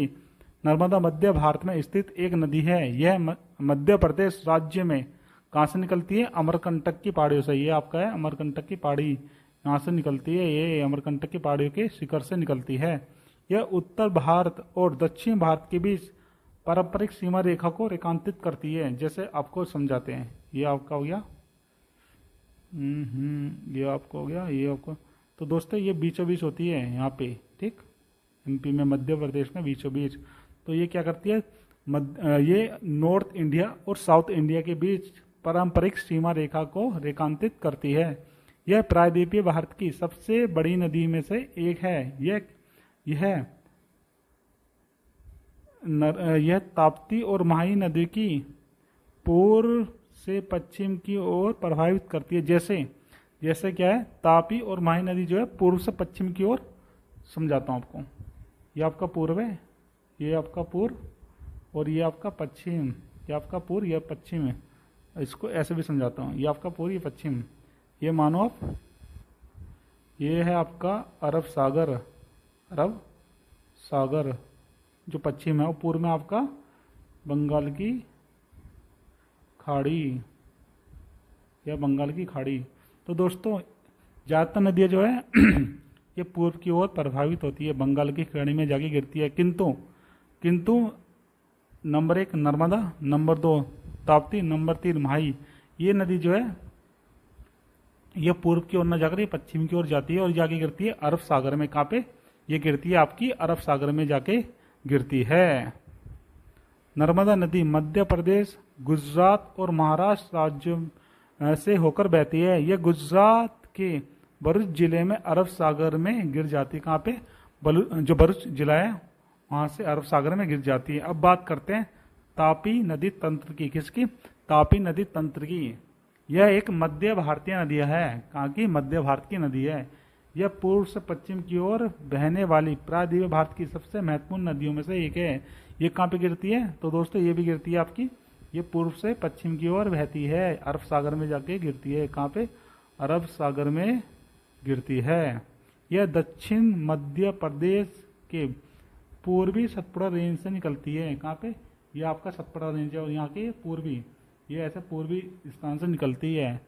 यह अरब सागर के कैम्बे की खाड़ी में बहने से पहले मध्य प्रदेश के मेवाड़ क्षेत्र, पूर्वी विदर्भ क्षेत्र और महाराष्ट्र के खानदेश जैसे दक्कन के पठार और दक्षिण गुजरात के उत्तर पश्चिम कोने में कुछ महत्वपूर्ण ऐतिहासिक स्थानों से होकर पश्चिम दिशा की ओर बहती है।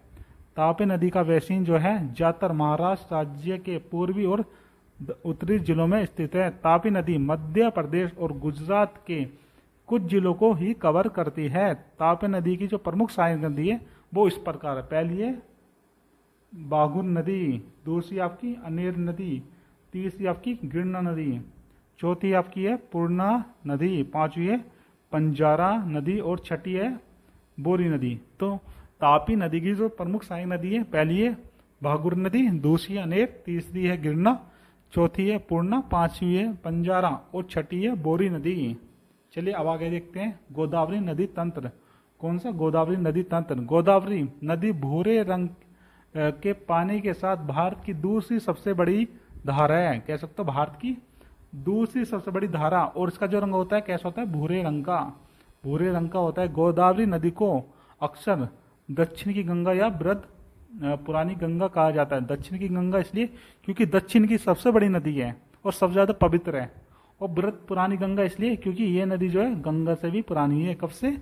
गंगा नदी से भी पुरानी है, क्योंकि गंगा नदी जो है ये हिमालय की उत्पत्ति के बाद आई है, परंतु जो गोदावरी है ये पहले से ही रहने वाली नदी है। यह एक मौसमी नदी है जो गर्मी के दौरान सूख जाती है और मानसून के दौरान चौड़ी हो जाती है। दोस्तों ऐसा इसलिए होता है क्योंकि दक्षिण भारत में कोई भी आपको ग्लेशियर देखने को नहीं मिलेगा, जिसकी वजह से क्या है, इसमें पानी कम हो जाता है और जब बरसात स्टार्ट होती है तो उसका पानी अपने चरमो उत्कर्ष पर होता है। यह नदी महाराष्ट्र के नासिक के पास त्र्यंबकेश्वर से निकलती है। कहां से? त्र्यंबकेश्वर से निकलती है, नासिक के पास से। यह मध्य प्रदेश, तेलंगाना, आंध्र प्रदेश और उड़ीसा राज्य के माध्यम से दक्षिण मध्य भारत में दक्षिण पूर्व में बहती है और बंगाल की खाड़ी में गिरती है। कहाँ पे? ये निकलती है मध्य प्रदेश से होते हुए, ये मध्य प्रदेश से होते हुए जाती है। कहाँ पे? ये आपकी आती है तेलंगाना, आंध्र प्रदेश और उड़ीसा से होते हुए ये गिरती है आपकी कहाँ पे? अरब नहीं, बंगाल की खाड़ी में, बंगाल की खाड़ी में गिर जाती है। गोदावरी नदी राजमुंदरी में एक उपजाऊ डेल्टा बनाती है। कैसा? उपजाऊ डेल्टा बनाती है। और कहाँ पे? राजमुंदरी में। इस नदी के किनारे पर कई तीर्थ स्थल स्थित है, जिसमें आपको आप कह सकते हो कौन कौन से? तो पहला आपका नासिक जो महाराष्ट्र में, दूसरा है भद्राचलम जो है तेलंगाना में, और तीसरा आपका त्र्यंबकेश्वर। इसकी कुछ सहायक नदियां जो है, पहली है प्राणहिता, जिसे पैनुगंगा या वर्धा का संयोजन कहा जाता है। दूसरी आपके इंद्रावती नदी। कौन सी? इंद्रावती। तीसरी आपकी बिंदुसार, चौथी नदी आपकी सबरी और पांचवी मंजीरा। कौन सी? मंजीरा। तो इसकी सहायक नदी कौन कौन सी है? प्राणहिता, इंद्रावती, बिंदुसार, सबरी और मंजीरा। एशिया का सबसे बड़ा रेल शहर सड़क पुल जो है वो आपको कोबूर और राजमुंदरी को जोड़ता है, जो कौन सी नदी पर है? तो दोस्तों ये आपका है गोदावरी नदी पर। गोदावरी नदी पर एशिया का सबसे बड़ा रेल शहर सड़क, रेल के साथ सड़क का जो पुल है वो देखने को मिलता है, जो आपको जोड़ता है कोबूर को राजमुंदरी से जोड़ता है। अब बात करते हैं कृष्णा नदी की। तो दोस्तों अब बात करते हैं कृष्णा नदी की। कृष्णा नदी भारत की सबसे लंबी नदी में से एक है, जो महाराष्ट्र में महाबलेश्वर से निकलती है। कहाँ पे? जो आपके महाराष्ट्र के कहाँ से? महाबालेश्वर से निकलती है। यह सांगली से होकर बहती है और बंगाल की खाड़ी में गिर जाती है। कहाँ पे? बंगाल की खाड़ी में गिर जाती है। बंगाल की खाड़ी में गिर जाती है। बंगाल की खाड़ी में गिर जाती है। यह नदी महाराष्ट्र, कर्नाटक, तेलंगाना, आंध्र प्रदेश राज्यों से बहती है। कहाँ से? महाराष्ट्र से स्टार्ट होती है, कर्नाटक, तेलंगाना और आंध्र प्रदेश में बहती है। तुंगभद्रा नदी इसकी प्रमुख सहायक नदी है जो स्वयं पश्चिम घाट से निकलने वाली तुंगरा और भद्रा दो नदियों से बनी है। किसमें? पहली आपकी है तुंगा और दूसरी है भद्रा। और ये कहाँ से निकलती है? तो दोस्तों ये निकलती है पश्चिमी घाट से। कहाँ से? पश्चिमी घाट से निकलती है ये नदी। इसकी प्रमुख सहायक नदी जो है, पहली है आपकी है इसकी दूधगंगा, दूसरी है कोयना जिस पर कोयना डैम भी बना हुआ है, तीसरी है भीमा, चौथी आपकी मलप्रभा, पांचवी आपकी दिंडी और छठी इसकी सहायक नदी है भाट की जगह घाट परवा और सातवीं है वरना और आठवीं नदी है येरला। और जो आपकी इसकी जो एक और सहायक नदी है जो महत्वपूर्ण है, यह मूसी। कौन सी? मूसी। शायद इसी नदी के किनारे पर ही हैदराबाद शहर बसा है। कौन सी? मूसी नदी के किनारे। अब आगे बात करते हैं कावेरी नदी प्रणाली की। यह पश्चिम घाट में स्थित ताल कावेरी से निकलती है। कहाँ से? ताल कावेरी से निकलती है। यह कर्नाटक के कोडागु जिले में एक प्रसिद्ध तीर्थ और पर्यटन स्थल है। कावेरी नदी का उद्गम कर्नाटक राज्य के पश्चिमी घाट रेंज से हुआ है और कर्नाटक से तमिलनाडु के मध्य है। कावेरी नदी बंगाल की खाड़ी में गिरती है। यह नदी कृषि के लिए सिंचाई जल उपलब्ध कराती है और यह दक्षिण भारत के प्राचीन राज्यों और आधुनिक शहरों की जीवन रेखा भी मानी जाती है। कावेरी नदी की कई सहायक नदी है जो इस प्रकार है। पहली आपकी अर्कवती, दूसरी इसकी सहायक नदी है शिमसा और तीसरी है हेमवती, चौथी इसकी सहायक नदी है कपिला, पांचवी है सिमसा, माफ कीजिएगा सिमसा दो बार आ गई, सिमसा टाउन। पांचवी जो है होन्नू होल, छठी इसकी सहायक नदी है अमरावती, सातवीं है लक्ष्मण कविनी। क्या है? लक्ष्मण कविनी। आठवीं नदी है लोक पावनी और नौवीं नदी है भवानी और दसवीं है इसकी नोयाल। कौन सी? नोयाल। और इस पर कुछ तीर्थ स्थल भी शामिल है। अब बात करते हैं अगली नदी महानदी की। किसकी? महानदी की। महानदी मध्य भारत में सतपुड़ा रेंज से निकलती है। कहाँ से? सतपुड़ा रेंज से निकलती है। सतपुड़ा ये है आपका, ये आपका सतपुड़ा रेंज। और सतपुड़ा रेंज से एक तो ये निकलती है, सतपुड़ा रेंज से दो नदी निकलती है। ठीक, पहली आपकी है, पहली थी आपकी जो हमने पढ़ी थी, पहली थी तापी और दूसरी आपकी है महानदी। कौन सी है? महानदी। दोनों कहाँ से निकलती है? दोनों निकलती है सतपुड़ा रेंज से, मध्य भारत में से। यह पूर्व की ओर बंगाल की खाड़ी में बहती है। महानदी महाराष्ट्र, छत्तीसगढ़, झारखंड और उड़ीसा राज्य में बहती है। सबसे बड़ा बांध जो है हीराकुंड बांध इसी नदी पर बनाया गया है। किस नदी पर? महानदी नदी पर। और जो बना है आपके उड़ीसा में। कहाँ पे?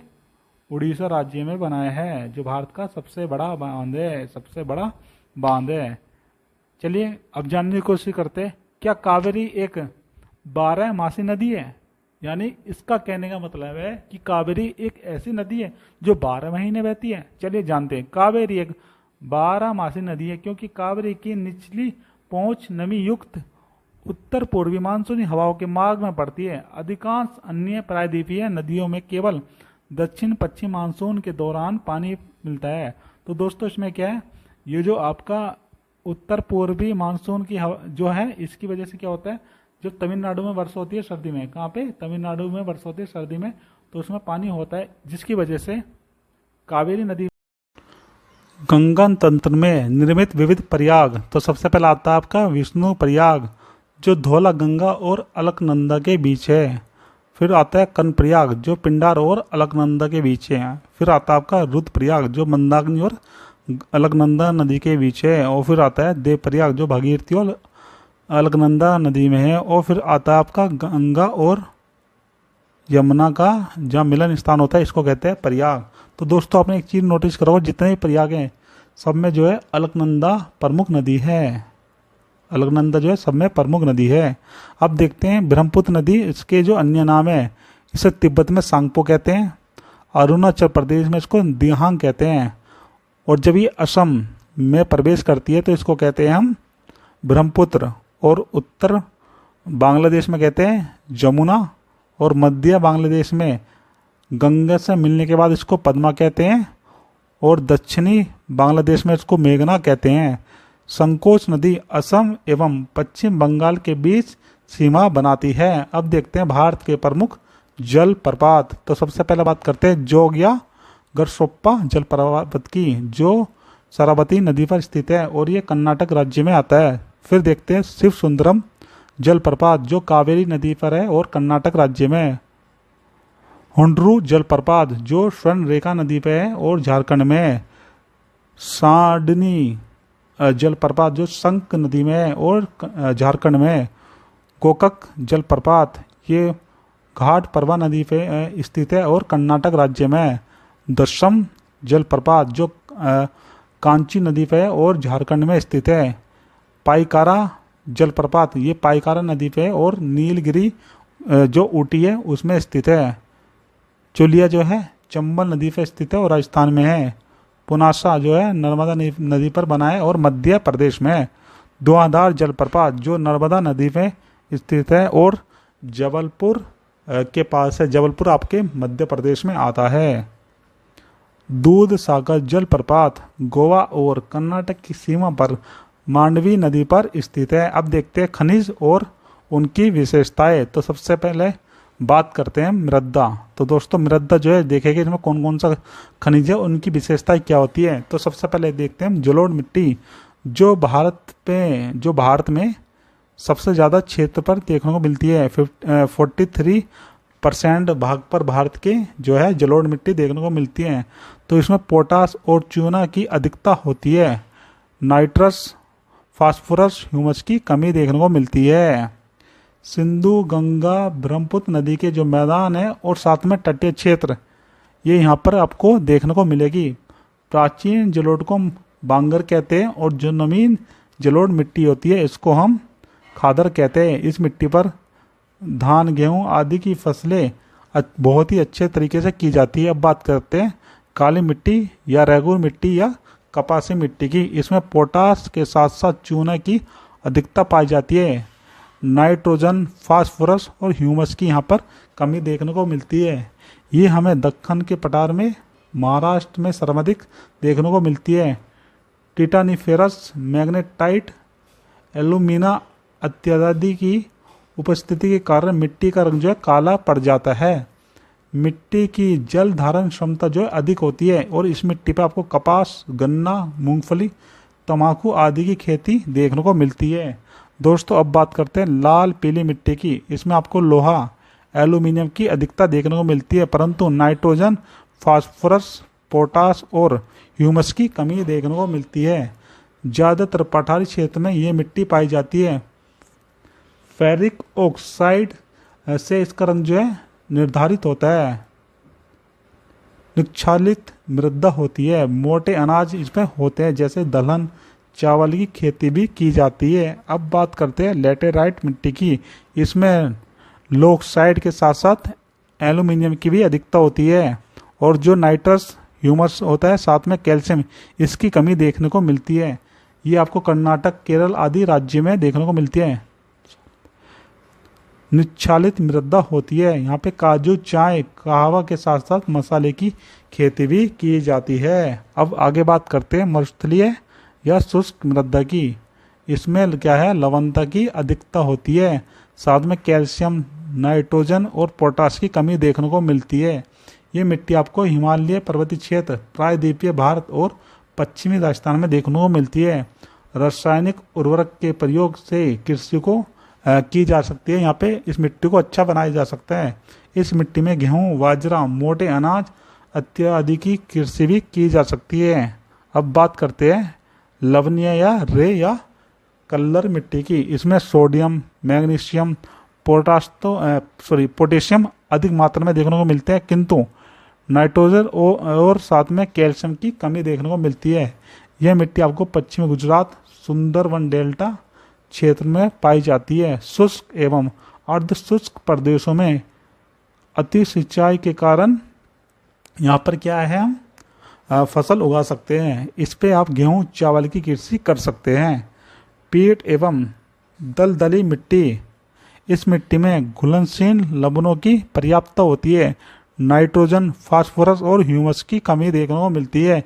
ये मिट्टी आपको तटीय क्षेत्रों में देखने को मिलती है। मैंग्रोव का विकास करती है। धान की खेती के लिए ये बहुत ही अच्छी मिट्टी मानी जाती है। चलिए अब नोट देखते हैं। भारत की चंबल घाटी, जिसको कहते हैं उत्खात भूमि, मृदा अपरदन से अत्यधिक प्रभावित है। इसके बाद शिवालिक पहाड़ियों के पाद क्षेत्र आते हैं। अब देखते हैं भारत में खनिज संसाधन। तो सबसे पहले बात करते हैं किसकी, लौह अयस्क की। तो दोस्तों उड़ीसा राज्य में जो है प्रसिद्ध क्षेत्र जहाँ पे आपको देखने को मिलेगा ये है मयूरभंज क्षेत्र, और साथ में क्योंझर, कटक और कोरापुट क्षेत्र। छत्तीसगढ़ में जो आता है दुर्ग, डल्ली, राजहारा खान, और साथ में बस्तर बेलाडीला की खान आती है। और झारखंड में जो है सिंहभूम, नोआमुडी और गुआ लोह खान आती है। कर्नाटक की बात करते तो यहाँ पे बेल्लारी क्षेत्र, शिमोगा, चित्रदुर्ग, कुमेद्रमुख, बाबा बुदान की पहाड़ी, साथ में क्या चंद्रपुर, बीजापुर और डुमकुर आते हैं। और जब महाराष्ट्र की बात करते हैं तो इसमें आपका आता है रत्नागिरी और चंद्रपुर। आंध्र प्रदेश में आपका आता है कुर्नूल, नेल्लोर और गंटूर। तेलंगाना क्षेत्र में आपका आता है वारंगल। अगर हम तांबे की बात करें तो ये आपको झारखंड में देखने को मिलता है, और झारखंड में भी हजारीबाग, सिंहभूम और पलामू में, और आंध्र प्रदेश के गुंटूर के साथ साथ कुनरुल में भी, और बिहार में जो है गया क्षेत्र में। नोट देखते हैं। तांबे की 3 प्रमुख खाने हैं जो आपकी है मलंजखंड जो है मध्य प्रदेश में, खेतरी आपकी है राजस्थान में, घाटशिला आपकी झारखंड में। अब देखते हैं सोने की बात करते हैं, गोल्ड की। तो कर्नाटक में आपको मिलेगा कोलार एवं रायचूर में, और आंध्र प्रदेश में रामागिरी क्षेत्र में, और झारखंड में देखने को मिलेगा स्वर्ण रेखा नदी के बालू में भी सोना पाया जाता है। अब बात करते हैं चांदी की। तो दोस्तों ये आंध्र प्रदेश, राजस्थान और झारखंड में मिलता है। राजस्थान के उदयपुर जिले के जावर खान में जस्ता, शीशा और चांदी अत्यधिक पाए जाते हैं। अगर हम बात करते हैं अवरक की तो ये झारखंड में देखने को मिलता है, और झारखंड के कोडरमा जिला जिसमें हजारीबाग का पठार, नोट, इन क्षेत्रों में रूबी किस्म के अवरक पाए जाते हैं। इनका प्रयोग विद्युत उपकरण बनाने में किया जाता है। आंध्र प्रदेश के नेल्लोर जिले में, और राजस्थान के जयपुर, अजमेर, भीलवाड़ा और उदयपुर में। अब बात करते हैं मैंगनीज की। तो दोस्तों कर्नाटक में मिलेगा ये बेल्लारी, शिमोगा और धारवाड़ में, और उड़ीसा के क्योंझर, सुंदरगढ़ और कालाहांडी में, महाराष्ट्र के नागपुर, भंडारा और रत्नागिरी, और मध्य प्रदेश के बालाघाट, छिंदवाड़ा और झाबुआ में देखने को मिलता है। अब बात करते हैं हम बॉक्साइट की। तो उड़ीसा में मिलेगा कालाहांडी, कोरापुर और संबलपुर, और झारखंड के लोहरदगा में, गुजरात के कच्छ, जामनगर, साबरकंठा में, मध्य प्रदेश के कटनी, जबलपुर, बालाघाट, छत्तीसगढ़ के अमरकंटक की पहाड़ी में।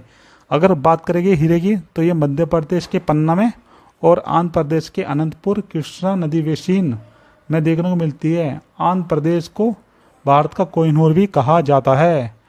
लौह अयस्क, दक्षिण एशिया में सर्वाधिक लौह अयस्क उत्पादन में भारत अत्यधिक महत्वपूर्ण भूमिका निभाता है। भारत में लौह अयस्क उत्पादन में भारत तीसरे स्थान पर है। लौह अयस्क मुख्यतः 4 प्रकार के होते हैं। तो पहला होता है मैग्नेटाइट, इसमें लोहे धातु का जो अंश 72% तक होता है।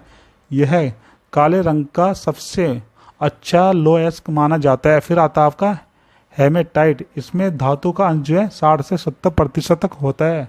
यह लाल रंग का अयस्क दूसरा सबसे अच्छा लोह अयस्क माना जाता है। भारत में अधिकांश लोह अयस्क इसी प्रकार का होता है। लिमोनाइट, इसमें धातु का अंश जो है 35 से 50% तक होता है। यह पीले रंग का होता है। अब बात करते हैं सिडेराइट की, इसमें धातु का अंश 30 से 40% तक होता है। इसका रंग भूरा होता है। यह निम्न कोटि का लोह अयस्क होता है। अब देखते हैं भारत में ऊर्जा संसाधन। तो सबसे पहले बात करते हैं पेट्रोलियम की। भारत में अधिकांश पेट्रोलियम जो है टर्सरी युग की अवसादी चट्टानों में पाया जाता है और इनकी भी जो ब्रंच ट्रैप जो आपका फोल्ट ट्रैप है उसमें मिलता है। भारत में कुल पेट्रोलियम का लगभग 40% जो भाग है ये मुंबई हाई से प्राप्त होता है। अब देखते हैं भारत में जो प्रमुख तेल क्षेत्र है ये कौन कौन से हैं। तो सबसे पहले बात करते हैं ब्रह्मपुत्र नदी की घाटी में। तो इसमें आता है असम का डिगबोई, नाहरकटिया, सुरमा घाटी, और अरुणाचल प्रदेश का आता है निगरू क्षेत्र और खारसंग क्षेत्र। नागालैंड का क्षेत्र आता है बोरहोल्ला क्षेत्र। कावेरी नदी का जो बेसिन क्षेत्र है वहाँ पे भी देखने को मिलता है। और राजस्थान के अंकलेश्वर, खंबात की खाड़ी, कैलोल, मेहसाना, आलियाबेट, नवागाम, कोशाम्बा, सानंद, लुनेज आदि क्षेत्र में मिलता है। महाराष्ट्र के आपको मुंबई हाई, वेसिन, पन्ना मुक्ता क्षेत्र में। राजस्थान के आपके बामडेर क्षेत्र में देखने को मिलता है। साथ में जैसलमेर और बीकानेर में। कृष्णा नदी के गोदावरी नदी बेसिन क्षेत्र और रावा अपतट पर ये चीज़ें देखने को मिलती है। आपको पेट्रोलियम देखने को मिलता है। अब बात करते हैं कोयले की, जो मोस्ट इम्पोर्टेंट है। भारत में 98% कोयले का भंडार जो है गोंडवाना क्षेत्र में है, जबकि शेष 2% है ये टर्सरी युगीन चट्टानों में देखने को मिलता है। जितनी ज़्यादा कार्बन की मात्रा होती है उतना ही ज़्यादा अच्छा कोयला माना जाता है। अब देखते हैं कार्बन की मात्रा के अनुसार क्या उसके आधार पर जो कोयला कितने प्रकार का हो सकता है। तो सबसे पहले आता है पीट कोयला, जिसमें केवल 50% या उससे कम क्या है कार्बन होता है। ये सबसे बेकार क्वालिटी का कोयला होता है। फिर आता है आपका लिग्नाइट, इसमें 50 से 75% क्या है कार्बन होता है। इसका रंग भूरा होता है। फिर आता है बिटुमिनस, इसमें 75 से 90% तक कार्बन होता है। भारत में इसका खनन एवं जो उपयोग है सर्वाधिक होता है। इससे कोक बनता है। यह लोयस को गलाने में काम आता है। और फिर आता है सबसे अच्छी क्वालिटी का कोयला, जिसको कहते हैं एंथ्रासाइट। इसमें 90% से अधिक क्या होता है, इसमें कार्बन होता है। यह सबसे कठोर और सबसे उच्चतम किस्म का कोयला होता है। चलिए अब देखते हैं नाभिकीय ऊर्जा केंद्र और इनका स्थान। तो सबसे पहले बात करते हैं तारापुर, जो देश का पहला था। ये महाराष्ट्र में स्थित है और अमेरिका की सहायता से बनाया गया था। कुडनकुलम जो है ये आपके तमिलनाडु में स्थित है रूस की सहायता से। और फिर आता है आपका रावत भाटा, जो देश का 25वां था, ये राजस्थान में है कनाडा की सहायता से। फिर आपका आता है नरोरा, ये उत्तर प्रदेश में है बुलंदशहर के पास। कैगा, देश का 20वां परमाणु बिजली घर, जो कर्नाटक में है। काकरापार गुजरात में, कलपक्कम तमिलनाडु में, और जैतापुर आपका महाराष्ट्र में आता है। अब देखते हैं भारत की प्रमुख जनजातियां। तो सबसे पहले बात करेंगे भील की। यह भारत की सबसे बड़ी जनजाति है, जो त्रिपुरा, आंध्र प्रदेश, मध्य प्रदेश, राजस्थान, महाराष्ट्र, कर्नाटक आदि राज्यों में पाई जाती है। उसके बाद आती है आपकी गोंड। यह भारत की दूसरी सबसे बड़ी जनजाति है, जो बिहार, झारखंड, उड़ीसा, छत्तीसगढ़, मध्य प्रदेश, उत्तर प्रदेश, कर्नाटक, गुजरात आदि राज्यों में पाई जाती है। इसके बाद आती है संथाल।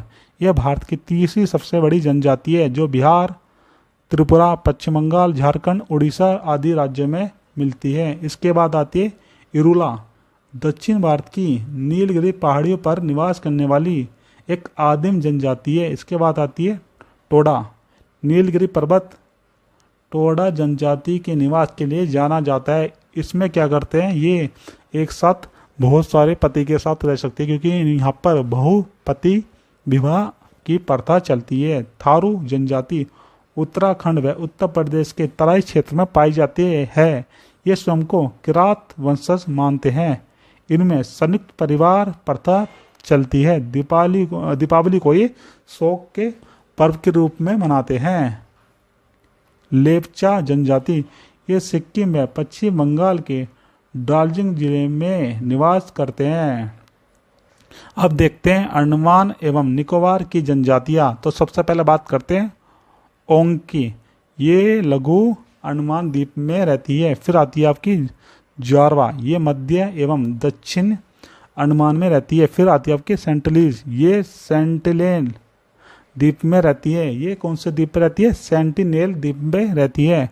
फिर आती है आपकी सोमपेन, ये रहती है ग्रेट निकोबार द्वीप पे। फिर आती है निकोबारी, ये ग्रेट निकोबार द्वीप पर रहती है। तो दोस्तों जो आपकी निकोबारी है ये मैंग्लोआइड प्रकार की प्रजाति है, किंतु जो आपकी ओंग, जारवा, सेंटिलीज और सोमपेन है ये आपकी निग्रोआइड टाइप की प्रजाति है। एक ही जनजाति